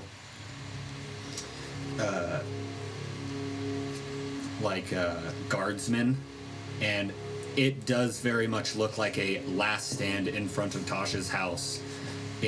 But you do see that they are all pretty much ripped to shreds. A lot of them do have that blood ichor, or that blackish purplish ichor on their weapons and stuff. And from what you can tell, it does look like they put up a really good fight. But from what you can see in the ground, it looks like there were a huge amount of these creatures that just swarmed in. Roll a perception check for me. 16. 16. Right here in front of her house, you see footprints that seem very familiar, and they are the footprints of that Big demon boy. Verence? That Terrence? Terrence. Vorthane. That's what his name. Orthane. You see the footprints that you understand to be Vorthane's footprints. Why here? I say to no one. I'm here. Yay! Company. I'm more interested in the door. You said that it was splintered and broken, but not necessarily gone all the way. It is opened, and it looks like it was splintered and broken open, but it's not all the way gone. I'm gonna go inside. Okay. It's really hard to walk inside without physically walking on top of the bodies. So you have to kind of scramble and crawl over the bodies of these people. And as you walk inside, there are, from what you can see off the top of your head, there's about 6 or so bodies of just civilian-looking people, women who were not able to fight, and older people who were unable to fight. And you do see Tasha in there as well, and She was the blacksmith, right? she was the blacksmith, and she was kind of the person that was running the town basically. And she has this large blacksmith's hammer in one hand and this large kind of serrated sword in the other hand, and she also just has this black ichor kind of all over her weapons and all over her hands. And you actually do see the body of a creature in here that is kind of in the middle of the decaying process, that is starting to this miasma is just kind of slowly seeping off of it. And she is no longer alive, with a lot of bite marks and gory gashes out of her sides and out of her stomach. And she's laying on the ground just before these 5 or 6 civilians that are equally torn apart. This attack seems personal. Definitely orchestrated. Just kind of wandering aimlessly around, and then I'm gonna. He went. Oh, I guess I'd have showed up by now just for the whole group. Or are we all together? Maybe. Anyway, I would think to myself at least. No, I'd say to whoever's around. He did know exactly where to go. He came straight here, expressly to kill. And think about it. He used to be some old man, and he was raving about, getting his, I don't know, comeuppance or something like that. He seemed to have some kind of personal thing, and he had some dwarf in there too that he killed and Turned into an abomination. So maybe the town didn't know about him, or maybe he did come from somewhere in here, or maybe he had a relationship with somebody here. I don't know. Either way, I feel like they were capturing humans or beings, and they returned as creatures and slaughtered their own kinfolk, is what I'm guessing. Yeah. I don't know. It didn't sound like they captured that many of the people. That's been. This is just one village. There's 3 or 4 within a day's march here. Plus all the miners, I don't know about a day's the town folk. Like, I mean, just Terracore's staff alone would. So I guess it generate begs the hundreds. question. What Do we take matters into our own hands, or do we leave and report our findings? All I know is we have a survivor here. Really quick, are you with them currently in the Tasha's? No. Or are you still in Tasha's? Well, let's say we regrouped, just for Okay. simplicity's Yeah. sake. But I took her hammer. Her hammer? Took her hammer. Okay. You have it is this, it is a blacksmith's hammer, and it is this, it is a, like, black hammer with a black hilt on it, and on the side of the hammer, it kind of has this, like, almost Nordic-looking engraving on either side of it. And it seems like a very nice hammer. Go on record right now. Break the role play. If Alessandro turns into fucking Thor, you guys will never you'll never live it down. Oh my gosh. I'll kill him. All right. You'll try. So really quick, Leon, where did you go with Ephraim? What did you do after you picked him up and walked out? Maybe I would have taken him outside the walls of the town just so he doesn't see all that. Okay. Maybe get like a fire going or something. Gotta catch up with you, remembering what I was originally supposed to Yeah. do. So you kind of maybe make your way a little bit eastward, because it's like the town, and then going eastward it kind of slopes down into the forest. So you're kind of maybe setting up a little base camp in that area. So as you do, you take Ephraim down, and you get to a point where you can't like immediately see the entire town, and you kind of set up like a fire and stuff like that. Yeah. What are you? Ephraim's kind of sitting there in the grass, and he slowly starts to like take off the. He just reaches both of his hands up and just kind of slides off the blinder that you put on him. I'm gonna give him one of my rations. Okay. You pull out a ration, and you kind of pull out like a bag of mixed nuts and some dried jerky meat, and like this kind of like this hardtack bread, and you start kind of breaking pieces off for him so that he can eat. And as he slowly like just puts little pieces into his mouth and slowly chews, and as he does that, you start to see tears start to stream down his face, leaving a kind of this trail of clean streaks down his cheek amongst all of the dirt that's on his face. And he just slowly starts to sob, and those sobs echo echo over all of the destruction of the town as the wind blows and the crows start to land onto the town. And that's where we're going to take our first break. Somber. So, Great we will be storytelling. Oh my god. we will be right back after this break, and I'm thoroughly upset. and I have words for you, young man. Damn. we'll be right back after this break. Thanks. We'll be back. See you. If that boy was gonna die, I would've.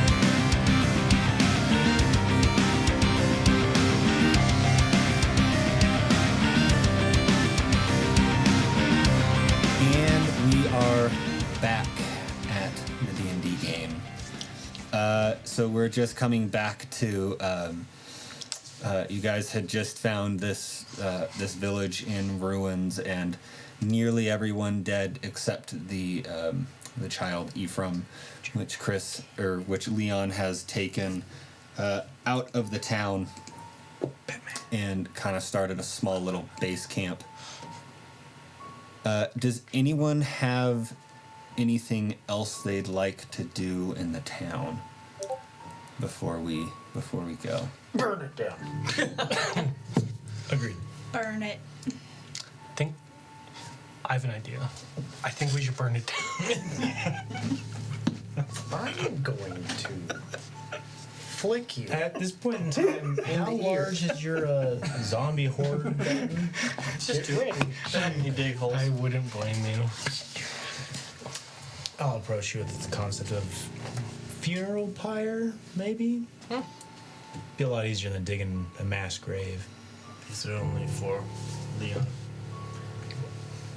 I think it would take far too much time to build a pyre. There's only 2 graves right now. We put them in a wooden structure. To gather all the bodies, though, and to put them in that one You're structure. asking me to go drag bodies into a We're all house? tired.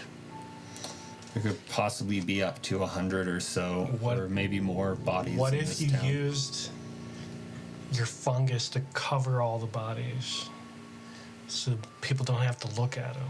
You're just like, Because that's why we're covering them. I mean, I could actually plant a bunch of shit here with Druidcraft and just start having it grow while we're gone. all in favor. That's creepy as fuck. I love it. I don't. It is pretty creepy, but I think it's a better alternative. Whatever than makes you dragging- guys feel better, but Barkuell will I mention think to I have a you. monster to hunt. Alikaka. Oh? If we burn them, there's no coming back. Damn. Barkuell's deep today. But I think the only one worth bringing back, not that there's any more value in any of the dead or living, is Ephraim's mother. The On kid that does note- need his mother. On that note, when you say bring back, do you mean The way not you... Yeros? I'm not pointing. That's exactly what I mean. I didn't mean to point at you over there. I like just kind of gesture over to one of the zombie things. That you can bring back a sentient human being. No, not me. That's not something I would ever do. So what's the purpose? Okay, never mind. No, just do whatever you're gonna do. Dig. What?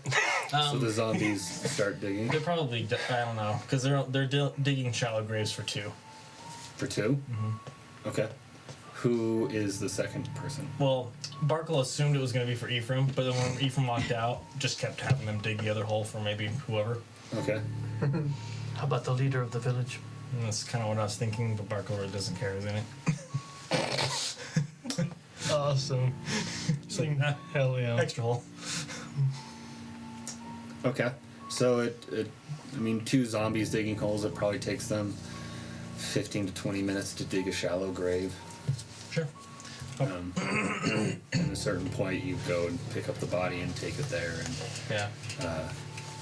is there anything you do specifically? Is anyone around while he's going to be buried? I'm coming to find you, wherever you're I at. don't know how I'm there, but I'm I with was Leon. chatting with him. Did You're with Leon? We're at the over the... Oh, with the kid? Leon and home Ephraim. base, yeah. You're with the kid too, Akrius? Or? Well, I'm confused because I think we all went back to talk.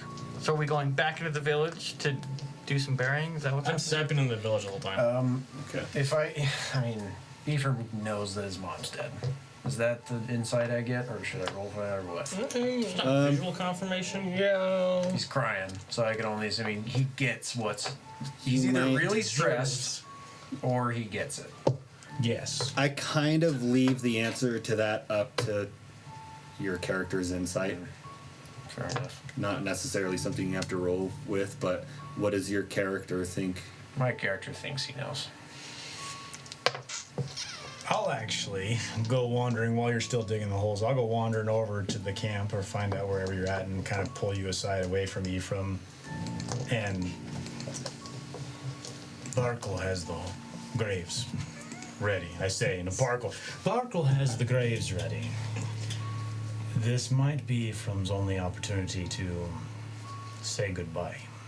I'm gonna look over at the boy. Is he still sniffling? And Maybe it's been like a little bit, so his crying has probably calmed down. He still is kind of sniffly, and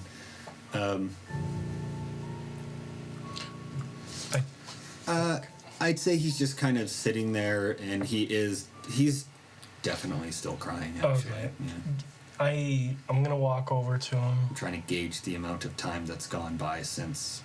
I'm gonna walk over and sort of like kneel down in front of him, like, you doing okay? He kind of just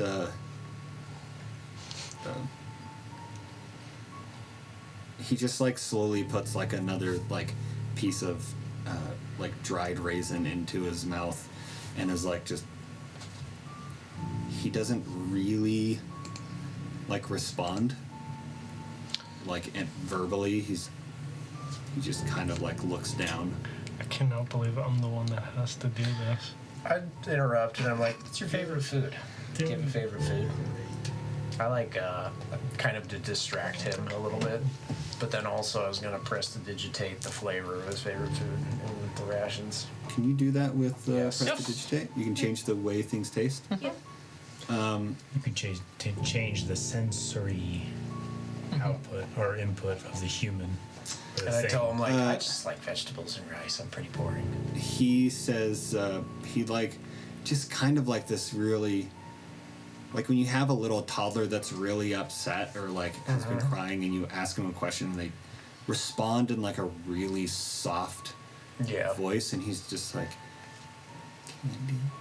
You want a candy? What kind of Just candy kinda do you not- like?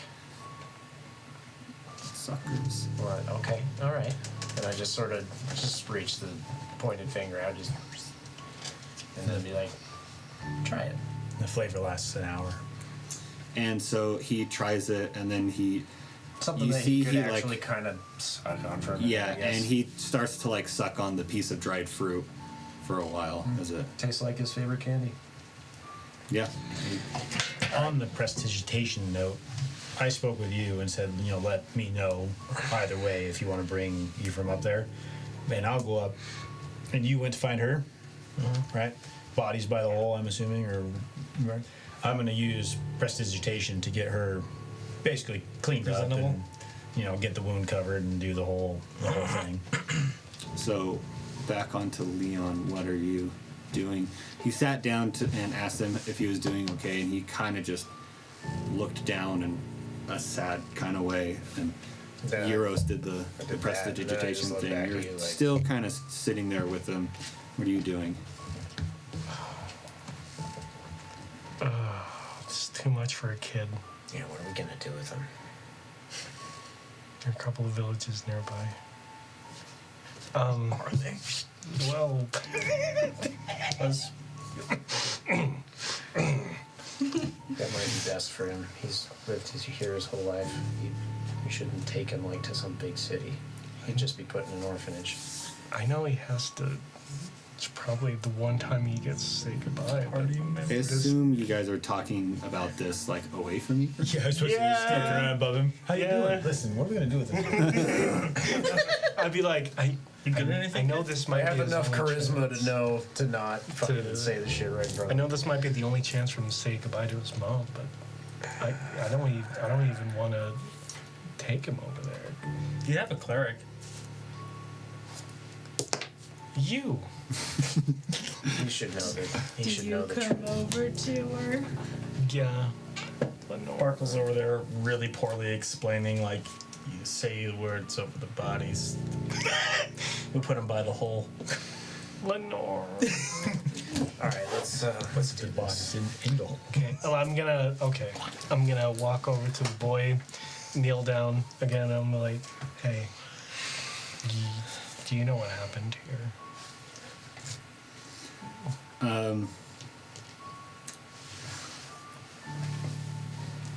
The boy kind of he kind of has the same reaction, except for looking away. He looks into your eyes, and he doesn't really respond. He's just kind of waiting for you to respond. He doesn't really know what to say.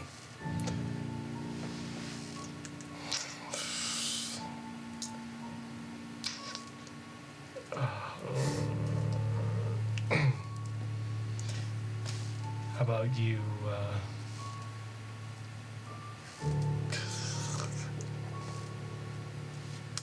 there is something we need to do. So, bring your candy, and we need to say goodbye. You he kind of like clutches onto the little bag of like food that you had given him, and you can kind of start to see like another tear start to like stream down his Right. face, but he kind of just sits there. Do you do anything specific or I'll try to sort of like give him a pat on the back, and like soft pat on the back, and I'll reach my hand out.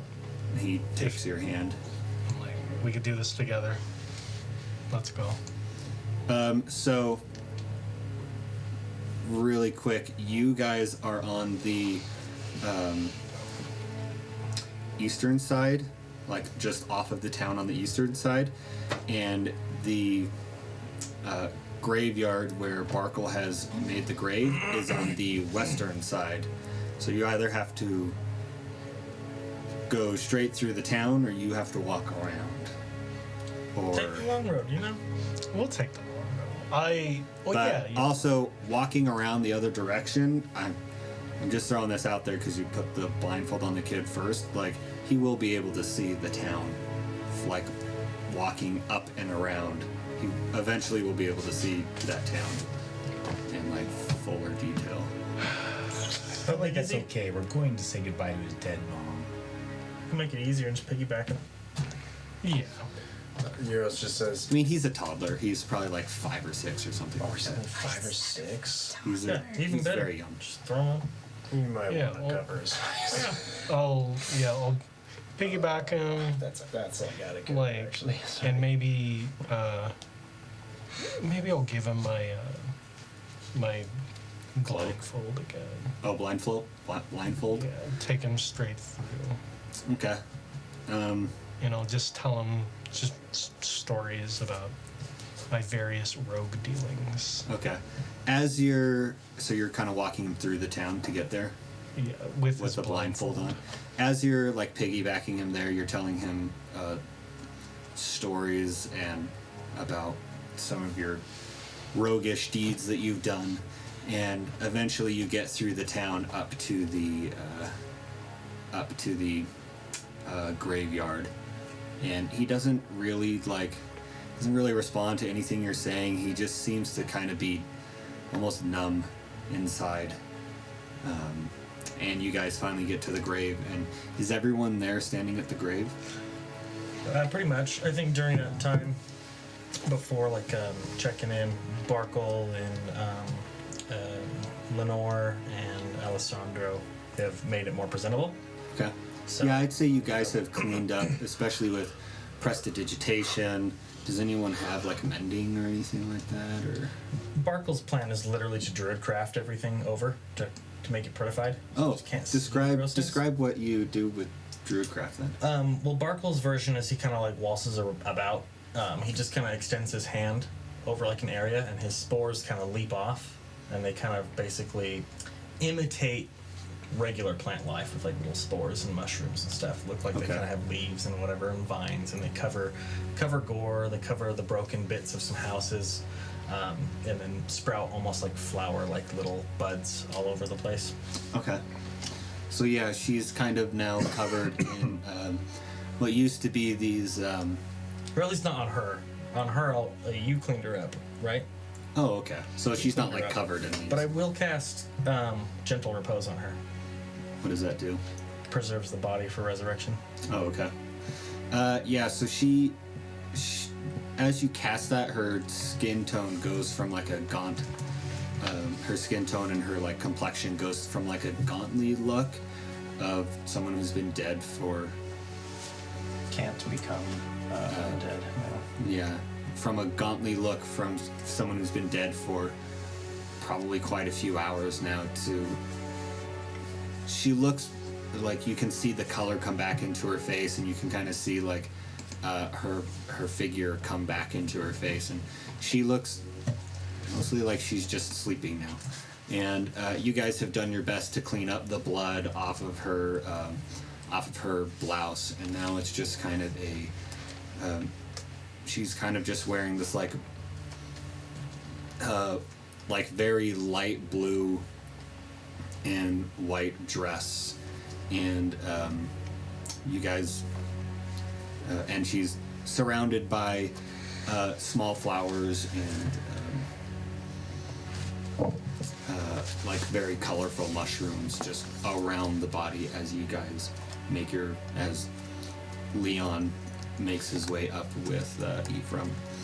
And at a certain point, Ephraim, you arrive and everyone is standing around this circle. You guys are kind of standing in this small like picket fence little graveyard, and there's not a whole lot of a lot of these. There's like a lot of tombstones kind of just in a circle around the picket fence, but most of them are made out of wood. There are a few that have been made out of stone, like chiseled stone. But this little picketed fence graveyard overlooks the city and overlooks the valley of Belshir. And it's actually, if it wasn't so overcast and you didn't have this kind of scar of a sight of a destroyed town in front of you, it would be a very pretty sight to look at from this position. But you eventually arrive with Ephraim, and everyone is standing there, and there are two shallow graves dug into the ground right in the center of this graveyard. Did you guys get Tasha as well?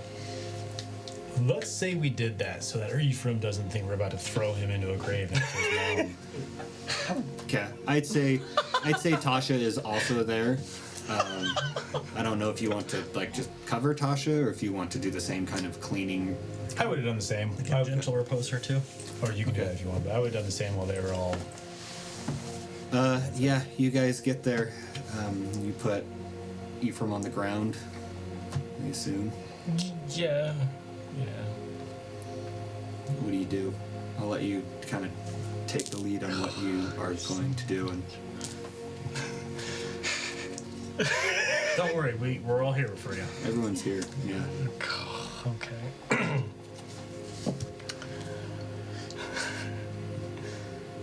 If you want to say anything, or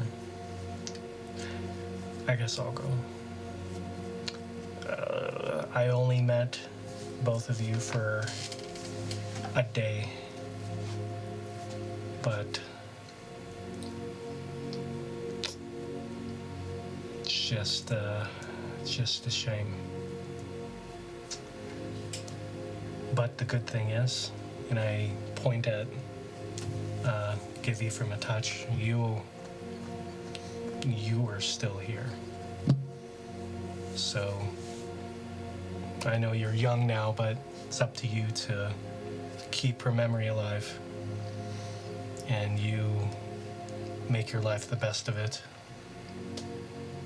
I don't expect you to understand right now, but hopefully you will when you're older. Ephraim, at this point, you can kind of just see he, as you guys got there and took off the blindfold, he kind of surveyed the scene and all of you guys like standing around, and almost the second he sees his mom on the ground, the tears start to flow again and he starts to cry. And as you talk to him, that kind of subsides a little bit.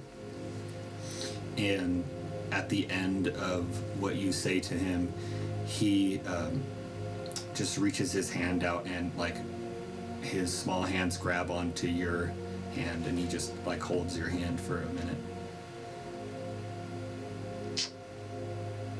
Does anyone else want to say anything? My stomach hurts. I'll kind of I'll sidle over to Barkuell and ask him quietly in deep speech, like, did you do something to the bodies? They'll be safe for 10 days. And maybe they can be resurrected. At least they'll be safe. Maybe we should tell him that. That might give him hope. No. No. This is well outside the contract, I'll tell you. I just stops from talking to that. Since we're burying Tasha along with this whole thing, I'll get her in her grave and situated, and then I'll have her hands clasping her hammer. I'll put her hammer on her chest, hands clasping them, and no words, but just putting everything where it's supposed to be. Okay. Yeah, you lower Tasha down into the grave and clasp that black hammer onto her chest. Does Tasha have a ring or anything like that? Any identifying like markers of her status? No, she doesn't really, other than that very nice like blacksmith's hammer. It seems like from your experience of interacting with Tasha, she doesn't have a lot of nice things. Like she doesn't have nice clothes, even though she has like one of the bigger houses, but the vast majority of the floor space in it was a workshop, a smithy. And she doesn't really wear any rings. She didn't really have any necklaces. You kind of get the assumption that was like that was her thing. Like that hammer was probably the only very nice thing she had. I'll just whisper to Alessandro. We should get some kind of evidence of what happened here. I always have evidence of what's happened. I agree, but some things, now you kind of gesture down to the hammer, go for eternity. We should leave that in place. An entire village dead. It's probably evidence. If somebody doesn't believe 6 eyewitnesses, then they've got mental problems. The boy should come 6.5. with What did you say? us. The boy should Son come of a with bitch. us. We have to be careful now. What do? We can't very well, I'm sorry, Akrius, but we can't very well go after a devil general. So really quick, I just want to say, how do you guys because you guys are kind of still in the middle of the ceremony, so to speak, how do you guys put Kara into the...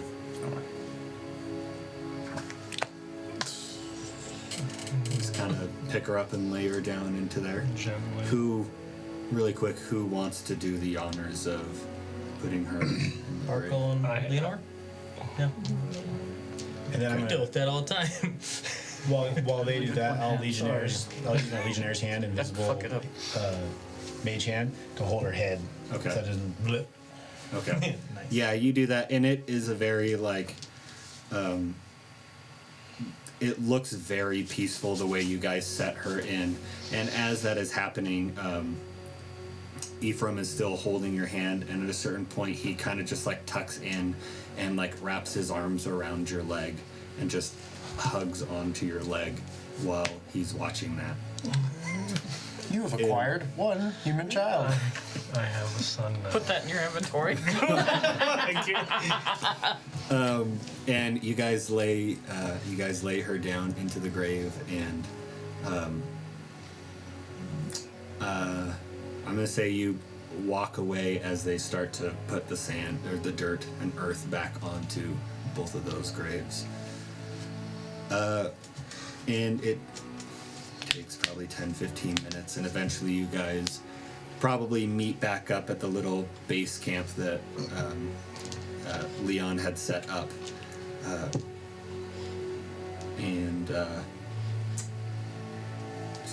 It's probably somewhere around 3 o'clock in the afternoon at this point. How would you guys like to proceed? Sleeping. I suggest we take a long rest. Nothing we can do now can change anything. Yeah. We Let's should find our way back. rest out of town, and I'm down to find a way back. We do need to find out what we want to do now. We should go back. I'm going to sleep on it. Okay. You want to be teleported back. Do we have any We're not way? going to be We teleported don't have back. any way to How do we get back? The original plan was to take the traditional travels, make it to the port, get on the boat. So you guys know you have to head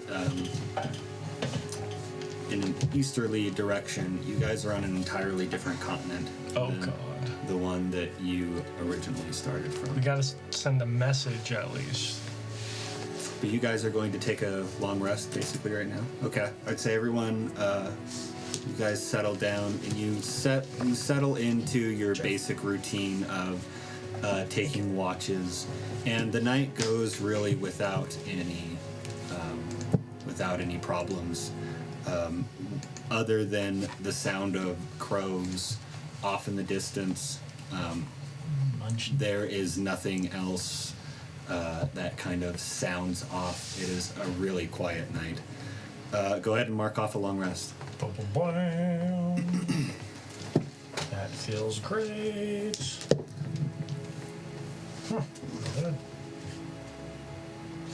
Just for reference, that's my portent ability that I have, where I roll 2d20 and I keep those two numbers and I can like trade out the dice. Okay, thing. yeah. That's what that is. And then I write them in my notes. What Perfect. They are.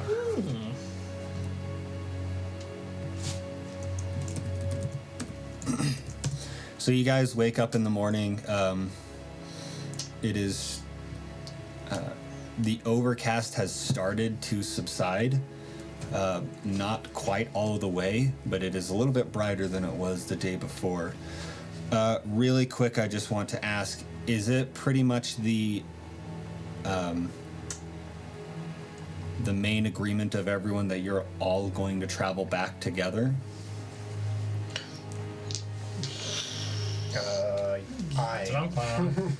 Yeah, I mean, I intend on getting paid. I guess nearest. We've got to do something about the kid.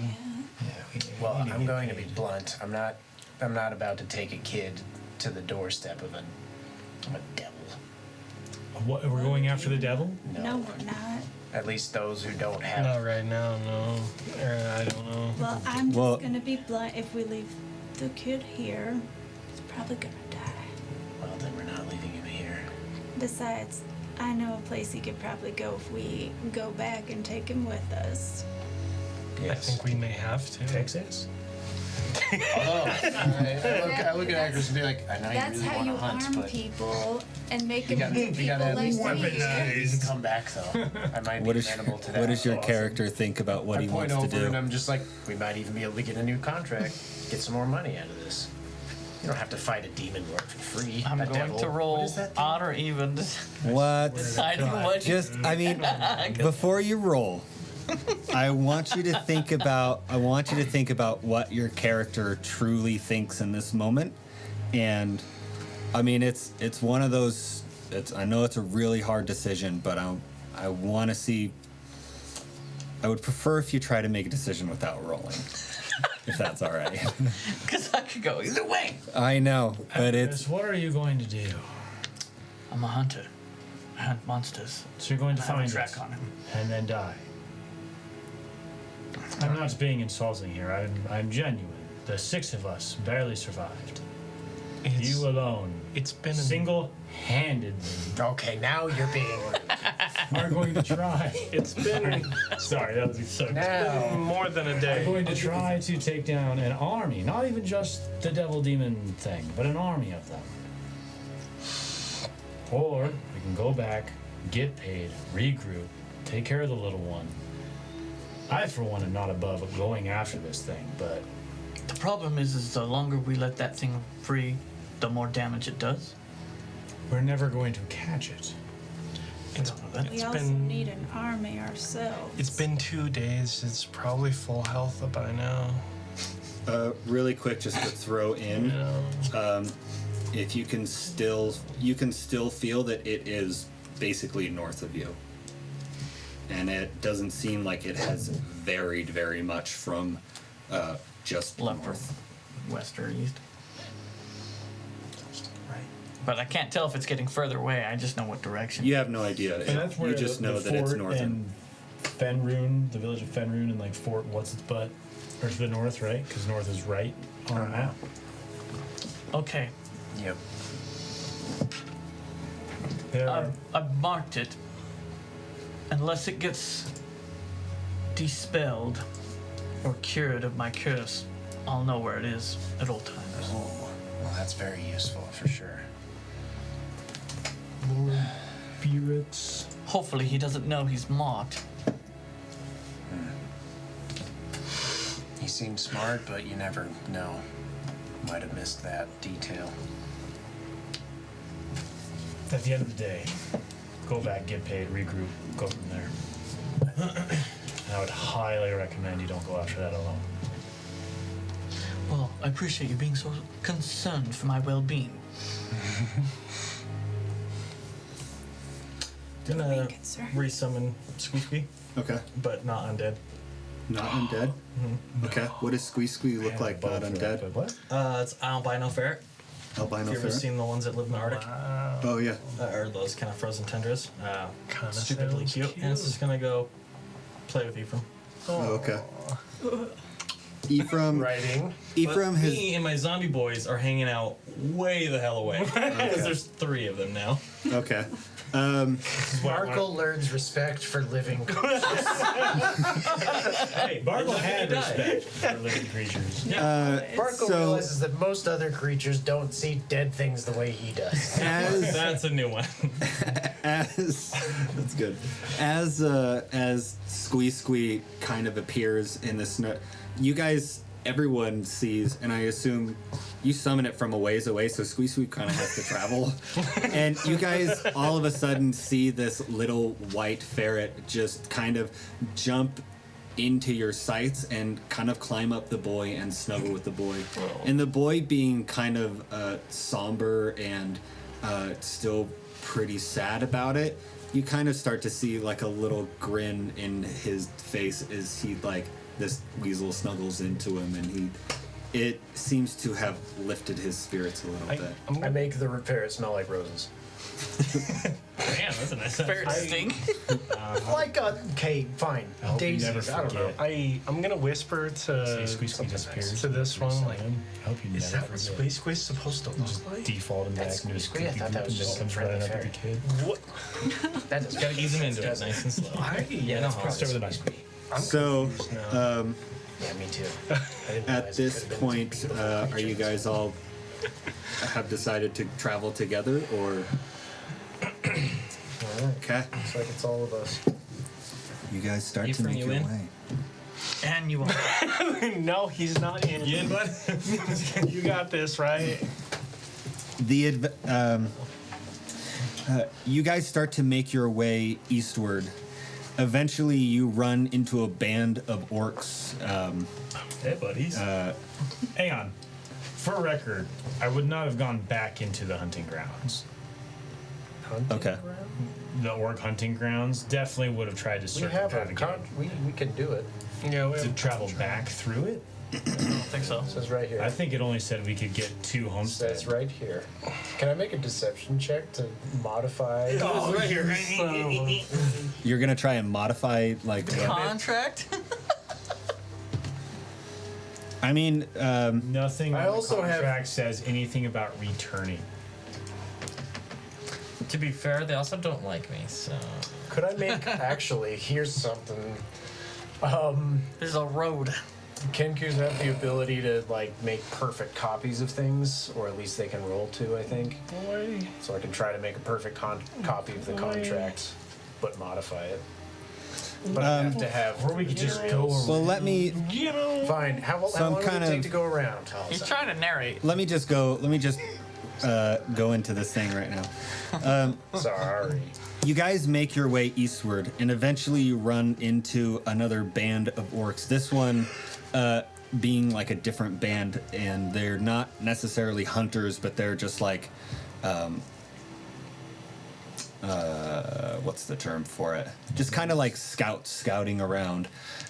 You show them, they stop you in very much the same way, and you show them this contract and explain to them that you're trying to head home. And they escort you to something called the Accordance Road. This is a passageway that was set up during the writing of the Accordance to allow for safe and legal passage through orc territory. Nice. This road is patrolled by orcs and human guards alike, and it is considered the safest passage east and west through the country. It's several weeks' journey until you get to the large port town Elvistria, and it is a port town on the east side of the continent. Here, you guys barter a ship to take you across the ocean, where you finally come home to the town of New Regalport. Really quick, I wanted to ask, you had an idea for where you wanted to take the kid. Where was that? It's where I was trained. Okay. Wow. Where do you think that is in relation to New Regalport? I mean, I imagine it would be a little countryside town that's a teeny ways away. Okay. So I'd say you guys make your way into New Regalport first, and eventually you'll start making plans to head back that direction to take Ephraim there. But you guys make your way back into New Regalport after several weeks to a month, almost maybe 2 months or so of travel, making your way back. New Regalport is a large and incredibly cultured city. Lots of import, export, and trade, being this city being one of the main hubs of the country. And the streets are cobbled, the houses are brick and mortar, and pretty much no one in this town lives in shambles almost. But you guys finally kind of breathing a sigh of fresh air as you make your way back into a relatively a city that makes you feel like you're at home finally. You guys finally make your way to the real place that you've called home for the last year, North Star Ventures. North Star Ventures is a large keep in the northwest part of the city, with a nice view over the ocean and overlooking part of the city as well. Here, adventurers of all shapes, all races, all creeds, they all come to take on the call and join the faction and work hard to improve the land through various jobs taken. The guild is held in very high regard amongst the city people.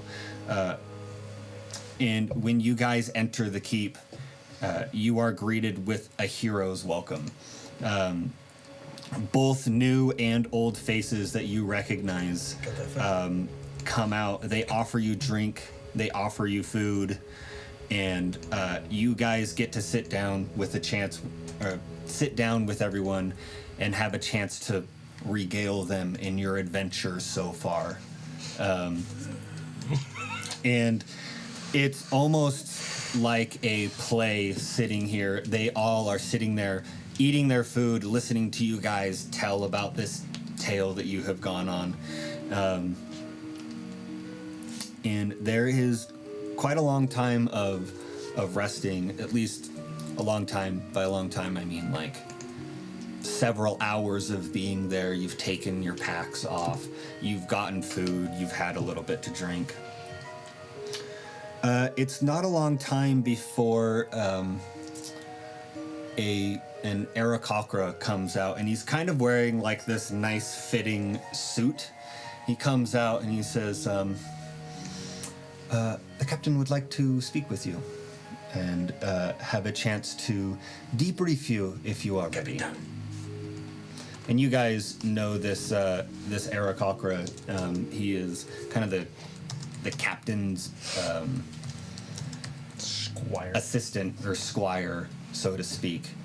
And he takes you, assuming you all go with him. The boy is asked to kind of stay out, and you guys, there are a few people there who are like very wholesome people that offer to watch the boy for an hour or so while you guys are having your meeting. And you guys are escorted back deeper into the keep, into an office area. And as you walk in, there's a nice dark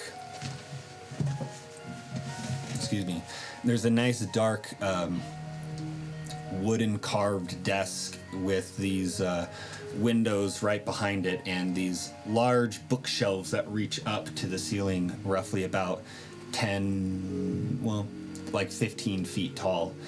And in between some of these bookshelves there are stands, and one stand has this golden hilt to a sword with no blade on it, and another stand has this set of gleaming armor that has pretty much no marks on it at all. It almost looks brand new, perfectly polished. And as you guys walk in, the room is actually empty with no one in it, and there is a side door off to one side, and this Aarakocra person says, "She'll be with you shortly." And this Aarakocra person shuts the door and leaves the room, then shuts the door. And eventually that door opens, and you see a woman possibly in her mid to late 40s walk out. She's wearing this nice white robe with like silver trim on it, and she has this deep red hair that is braided back. And she comes out and says, "Hey, it's great to see you all again." And you guys know this as being Trisha Northstar, the person who started Northstar Ventures and has been running it for quite a several years. And she says, "I'm happy to see that you all returned unscathed, it looks like." I wouldn't say that. As I hold up my hand. We're pretty sufficiently scathed. But that's our line of work. Comes with the job, I also see one He face. didn't really. I pointed at Alessandro's like, he didn't really do much, though. Well, why don't you we should take half of Then I this wink cup. at you. why don't you take a minute and fill me in on what happened? And To begin. and she kind of, seeing that, she just kind of like, you can kind of see in her face like she's familiar with the book. And then he just picks the book So really quick, some history on this. You guys have been working at North Star Ventures for probably in the vicinity of quite a few months, maybe some of you on the verge of like a year or so. You have worked with Trisha Northstar before, and she is very well respected amongst the people who work at North Star Ventures. All of the adventurers and mercenaries that work here are really keep her in high regard, and she is very considerate about the people that she works with, and the adventurers who work under her company, so to speak. And you guys take the next hour or so. I was bad. Like, I look up and I see that she's just like basically cringing. She's not just like, oh my god. Well, but perceptive. I just kind of like. If you're Allow me to summarize. If you're perceptive, you can kind of see it in her eye that she knows what she knows what you can What do when this you is. start to. And then I have a rare moment of insight where I'm just like, we'll summarize. Okay, so you guys Character growth. we'll just kind of skip over that, but you guys summarize the whole thing from arriving in Myriad and the horrors that you face, traveling after Myriad has been destroyed, traveling through Belshir into Homestead. Is there anything that we want to keep secret from her? Yeah, that's a good point. It's okay either way. I think we're good. Yeah. Open book so far. Yeah, and you guys tell about the whole thing all the way up to the battle in the mine, and all the way up to finding the town afterwards, and the boy who is still outside. And after listening to all of this, she takes just a moment to kind of think to herself for a minute. And she turns around and says, "You all did exceptionally well.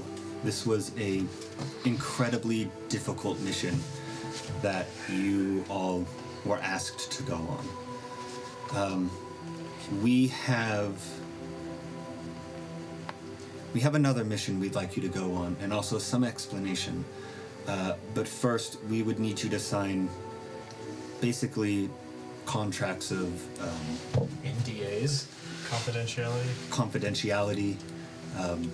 magically asserted confidentiality, basically. Going to insight. So she already knew what we were getting into when we went without telling us? Go ahead and roll an insight check. Honk. That's what I was thinking.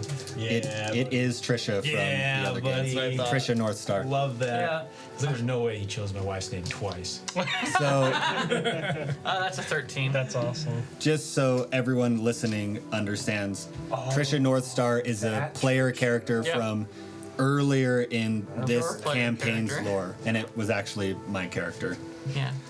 Hell yeah. Oh my god. And at the end of that game, Cameron should have discussed with everyone what their characters do at the end, like with the rest of their lives. Well, I'm they still did. waiting to You're hear. supposed to bring it up with him. Maybe you're supposed to bring it up to him, I but did.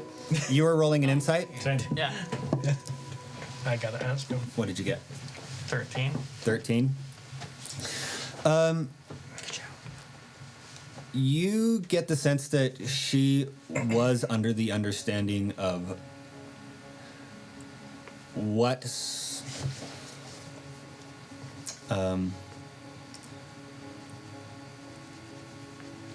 some of the things might entail for this this mission that you guys went on. You don't necessarily think she knew everything about it and it's like, ooh, I'm putting them into a really hard place and they're gonna have to get out of it. Like, you don't think she like orchestrated this whole like incredibly deadly thing to put you guys on. But she knew it was probably going to be a very difficult mission. And but you also get the sense that she had an air of confidence that you guys would be able to do it. And you also understand, just from having worked with her, that she's not the type of person to send people into a suicide mission, basically for no reason or something like that. And she basically says these are non-disclosure agreements that are. I need to do the voice. These are non-disclosure agreements that are. Basically, you'll sign them, and then, well, you need to agree to sign them first. And then we learn more. And then I will tell you more about what is coming next. And then you can't share that information. If you do not, you just like feverishly scribble, but no one else has yet, I assume. But she says, if you do not accept the mission, this next mission, part of the magic of these contracts is. Actually, I'm going to say you don't do that because she hasn't brought them out yet. Fair. Sorry. Part of the magic of these contracts is if you disagree, if you do not choose to take this mission, which you are not obligated to, you will forget this entire conversation from that point on. Oh. So what do we want? Do I get to hunt monsters? Do we get paid? You're going to get paid for the mission you just completed, yes. We will discuss that. I mean, she has the contract, and she, like, the amount you are getting paid is in the contract. I can't remember if I wrote it down in the contract. You did not. I have checked. Are you trying to shortchange us? She is not trying to shortchange you. No. I'm just gonna say, because I did forget to write this down before the whole thing started, I did forget to put the amount in there, but the amount is in there, and you guys understand how much you are getting paid for this, and it is no small amount. Okay. But it is in the contract. I forgot to write it in there when I made that contract. I only speak for myself. I got nothing else to lose. Let's do this. Okay. I mean, you do have like a 5-year-old child. Oh, fuck. And she says, we can obviously we can obviously help with what was his name? Ephraim. Yeah, we can obviously help with Ephraim. And if you would like us to help transport him to where you said you'd like to take him, Nefesh, we can do that, or he can stay here, or we can do anything you want. But definitely, we're not going to send him to some orphanage or something like that. Okay. I will personally see to it that he gets put in a good place and he is well funded for, I should say. That is what I needed to hear. I'm in. Okay. As far as your question, I can't speak too much before you've actually signed the contract, but there's not going to be any shortage of monsters. Little smile. A simple yes or no would suffice. Sure. Okay, so you've agreed, and the rest of you? Absolutely. I pull the big feather that's been in my hat this entire time is actually a quill. Okay. Wow, freaking. She had once again. They haven't brought in the contracts yet. She just wants to make sure you're all willing to sign it before. Utensils are coming out. Stand ready. Signing it? Absolutely. Wow. We got Okay. Money to be had. And she calls out, "You can bring them in." And you see the door open, and you see Burke Inkton walk out. He's kind of this elvish person with a skullet and like kind of long, Everyone's dead. long hair. And he's like, "Yeah, you survived, huh? Yeah, I thought you guys were gonna die for sure." And he pulls out like this little case that you put scrolls in, and he undoes it and pulls out all of these contracts, and he puts one in front of each of you. He says, if she described it to you, if you want to sign it, you go right ahead now. And there is a little spot at the bottom to sign. my whole warm and fuzzy about this went away as soon as he walked into the room. Incompetent. Just muttering as I'm signing the contract. Obvious disdain towards. Burke is just kind of like, he kind of has this like shit-eating grin as you guys are saying, and he's like, yeah. But Burke, you guys know Burke relatively well because he works here, and he always kind of has a shit-eating grin on his face. And eventually, he gathers up the scrolls after you guys have signed them, and she says, "Okay, you can." Go on, and Burke's like, yeah. And he rolls up the scrolls, puts it back in his case, and walks off and shuts the door. And he says, I don't trust him. Nobody likes their job that much.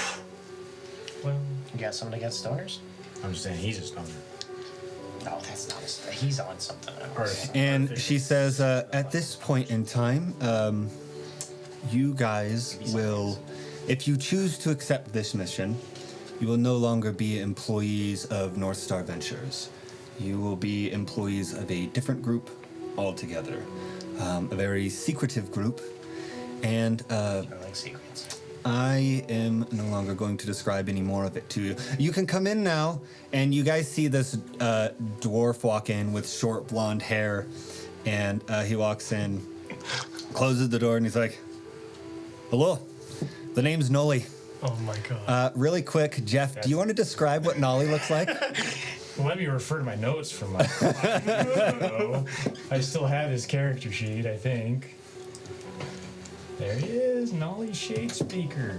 Oh my god. Okay, so Nolly is a ranger type from the Underdark. He's a mountain dwarf, but he's a ranger. Sports 2 crossbows. He's balding on top. Actually, it looks a lot like our DM, but about 4 feet shorter. Big, magnificent beard, huge side chops, bald head, just phenomenal dome. He's gotta Okay. be older now, though. Sorry, Gray hair. that hurt your feelings. No. Okay, No, good. no. You're just like, okay. Okay, all right. I thought we You were said a magnificent beard, though, so that, like, made up. He's a good looking fucking dumb stabs charisma again. Anyways, but yeah, speaks with whatever accent that is that I definitely did the whole campaign. I feel like that was your accent through the campaign. Sure. It kind of varied, didn't it? Shut up. So yeah, this guy walks in, and he says, "Oh, it's a pleasure to meet all of you. You guys did really well. Actually, we were checking in on you this entire time.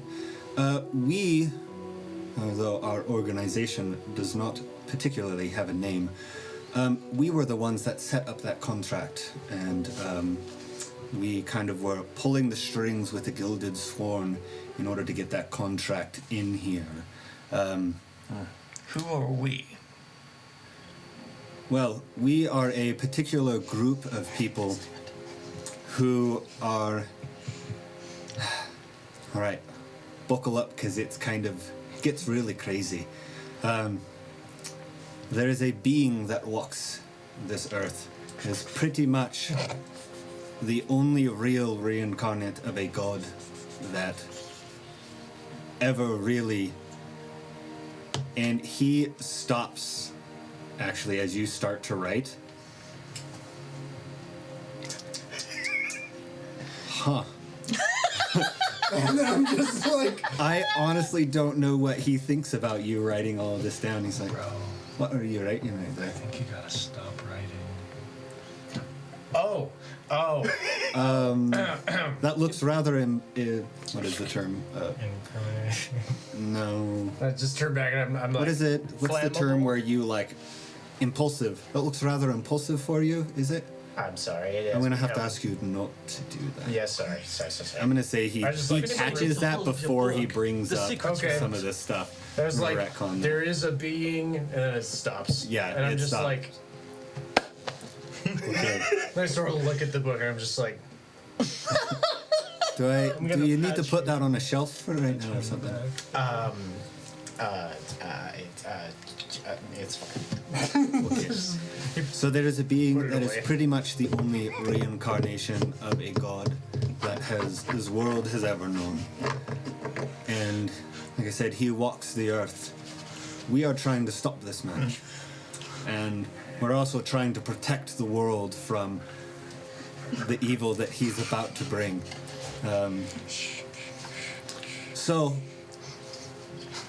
the whole point of North Star Ventures is actually Trisha is part of our group, and she created North Star Ventures in order to find very talented adventurers such as yourself, to try and bring in people that we can pick from to join our group. And we need the best of the best. And, well, TerraCorp was working on a project that we assigned them to. Basically, they were working on that mining equipment that is designed to cut swaths through the mountains. We are pretty much planning on cutting through an entire mountain and raising it. And so when we found out that these things were attacking, we also lost contact with TerraCorp, we needed to pull in someone to take care of it. And Trisha's still standing in the room, by the way. He motions over towards Trisha, and she highly recommended you for the job. She said you have been very talented, up-and-coming people, and you could be trusted. Now, we have been actually watching you through different means of scrying through not the entire journey of what you had gone through, but through a decent amount of it. We saw some of what happened in Myriad, and we saw a lot of stuff from Myriad all the way up till TerraCorp, and we also were watching in during that fight at TerraCorp. The demon excursion is something we did not predict, and it is something we are trying very hard. We are discussing and trying to decide what we are going to do about that, because that throws a whole nother wrench into what we are The trying to fact do. that there's a devil guy and Lord running around with that part. From what we understand, he is not a devil, he is a demon. Oh, I'm sorry. There are very big differences between the two. Well, yeah. Just had a fancy name. So we don't know what we're going to do with that. However, we would like to ask you to join us in this group, and there are multiple benefits to doing so. We may even assign you on if you guys, once you get into the group, we can tell you what are all the different areas that you can go into in this group. It is a big group of people with a lot of different skill sets and a lot of different missions and goals. Basically, you can probably decide to do whatever you want to in this group. But like I said, you will no longer be working for North Star Ventures. You will be working for us. And obviously, you will never be able to tell any of this to anyone. You will basically be leaving your old lives behind. What old life? Valid. A lot of people have the same. A lot of people working for us have the same Just spent a long thought. time skulking around books. My family's crazy. So obviously, we will be trying to figure out how we're going to deal with this. And he looks down. He kind of pulls out a piece of paper he has with notes scribbled on it. Vorthar, creature that has appeared. So, Yeah. what say you? Roll in, eh? Let's do it. How about yourself? Oh, he's looking skeptical. Man. As Put me on he the looks team that over. takes on the devils and demons. He kind of gives this grin of I like this fucking guy kind of look. That's actually funny because one of my favorite enemies is demons. One of Nolly's favorite enemies is demons. Okay. That's perfect. Wow. Hell yeah. And he says, and you're in too, obviously. Yeah. All right. Well, pack your things, and give you. I will take you to a tavern, a very special tavern here in town, where we will get you into the group. And we will show you where we stay and where we operate. The place. We know which tavern this is. All right. Well, I will see you here tomorrow morning for you to, and we'll wait for you to get all of your affairs in order. And like I said, you will not be able to speak of this to anyone. If you do, we will know, and there will be very serious consequences. And at a certain point, once we go to this cavern, I will just let you know now, you will be agreeing to a geese, which will basically keep you from ever speaking of this to anyone who does not already know about it. I'm gonna summon so many geese. Oh my god. Barkuell. All right. At this point, and you can kind of see Trisha is just off on the side. She hasn't really interjected in at all, and she's just been kind of like smiling, and you can tell she's really proud of you in this moment. Oh. And she's generally just overall very happy. Is there anything anyone would like to say or speak of at this point? Just more like a joke.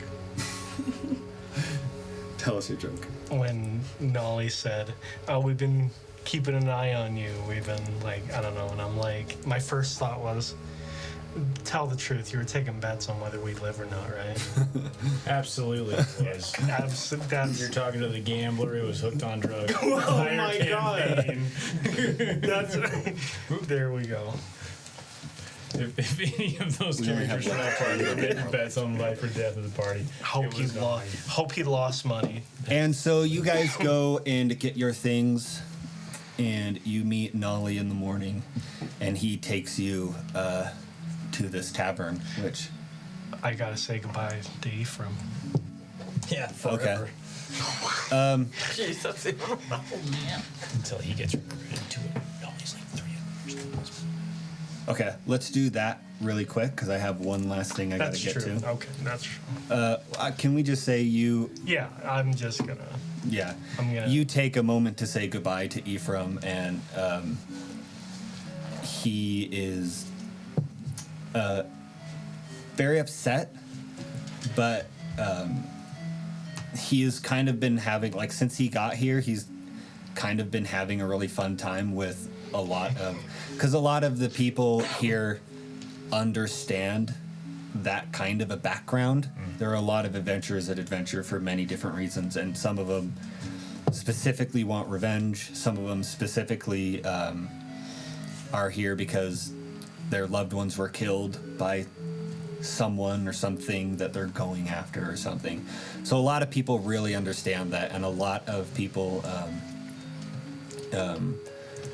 have really tried to rally around helping Ephraim feel good here. Oh.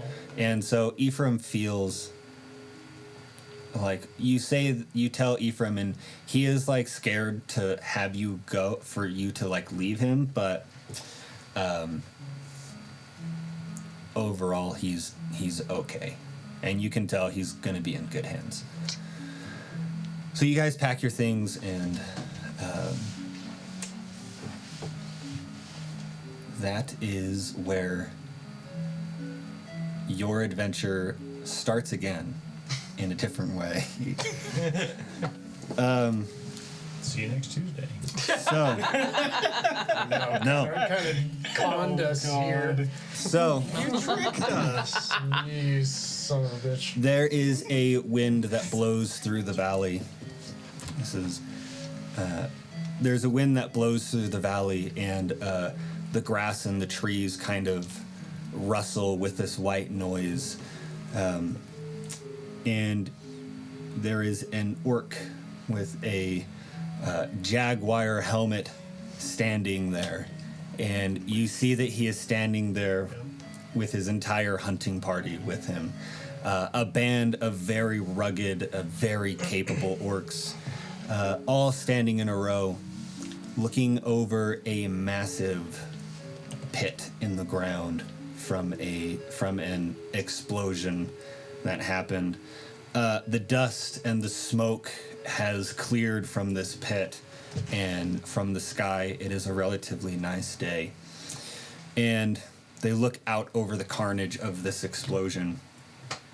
And the orc holds out his hand and barks an order, and you see this group of orcs split into two groups, and they start to spread out, and they all start to descend into this pit in the ground, full of rubble and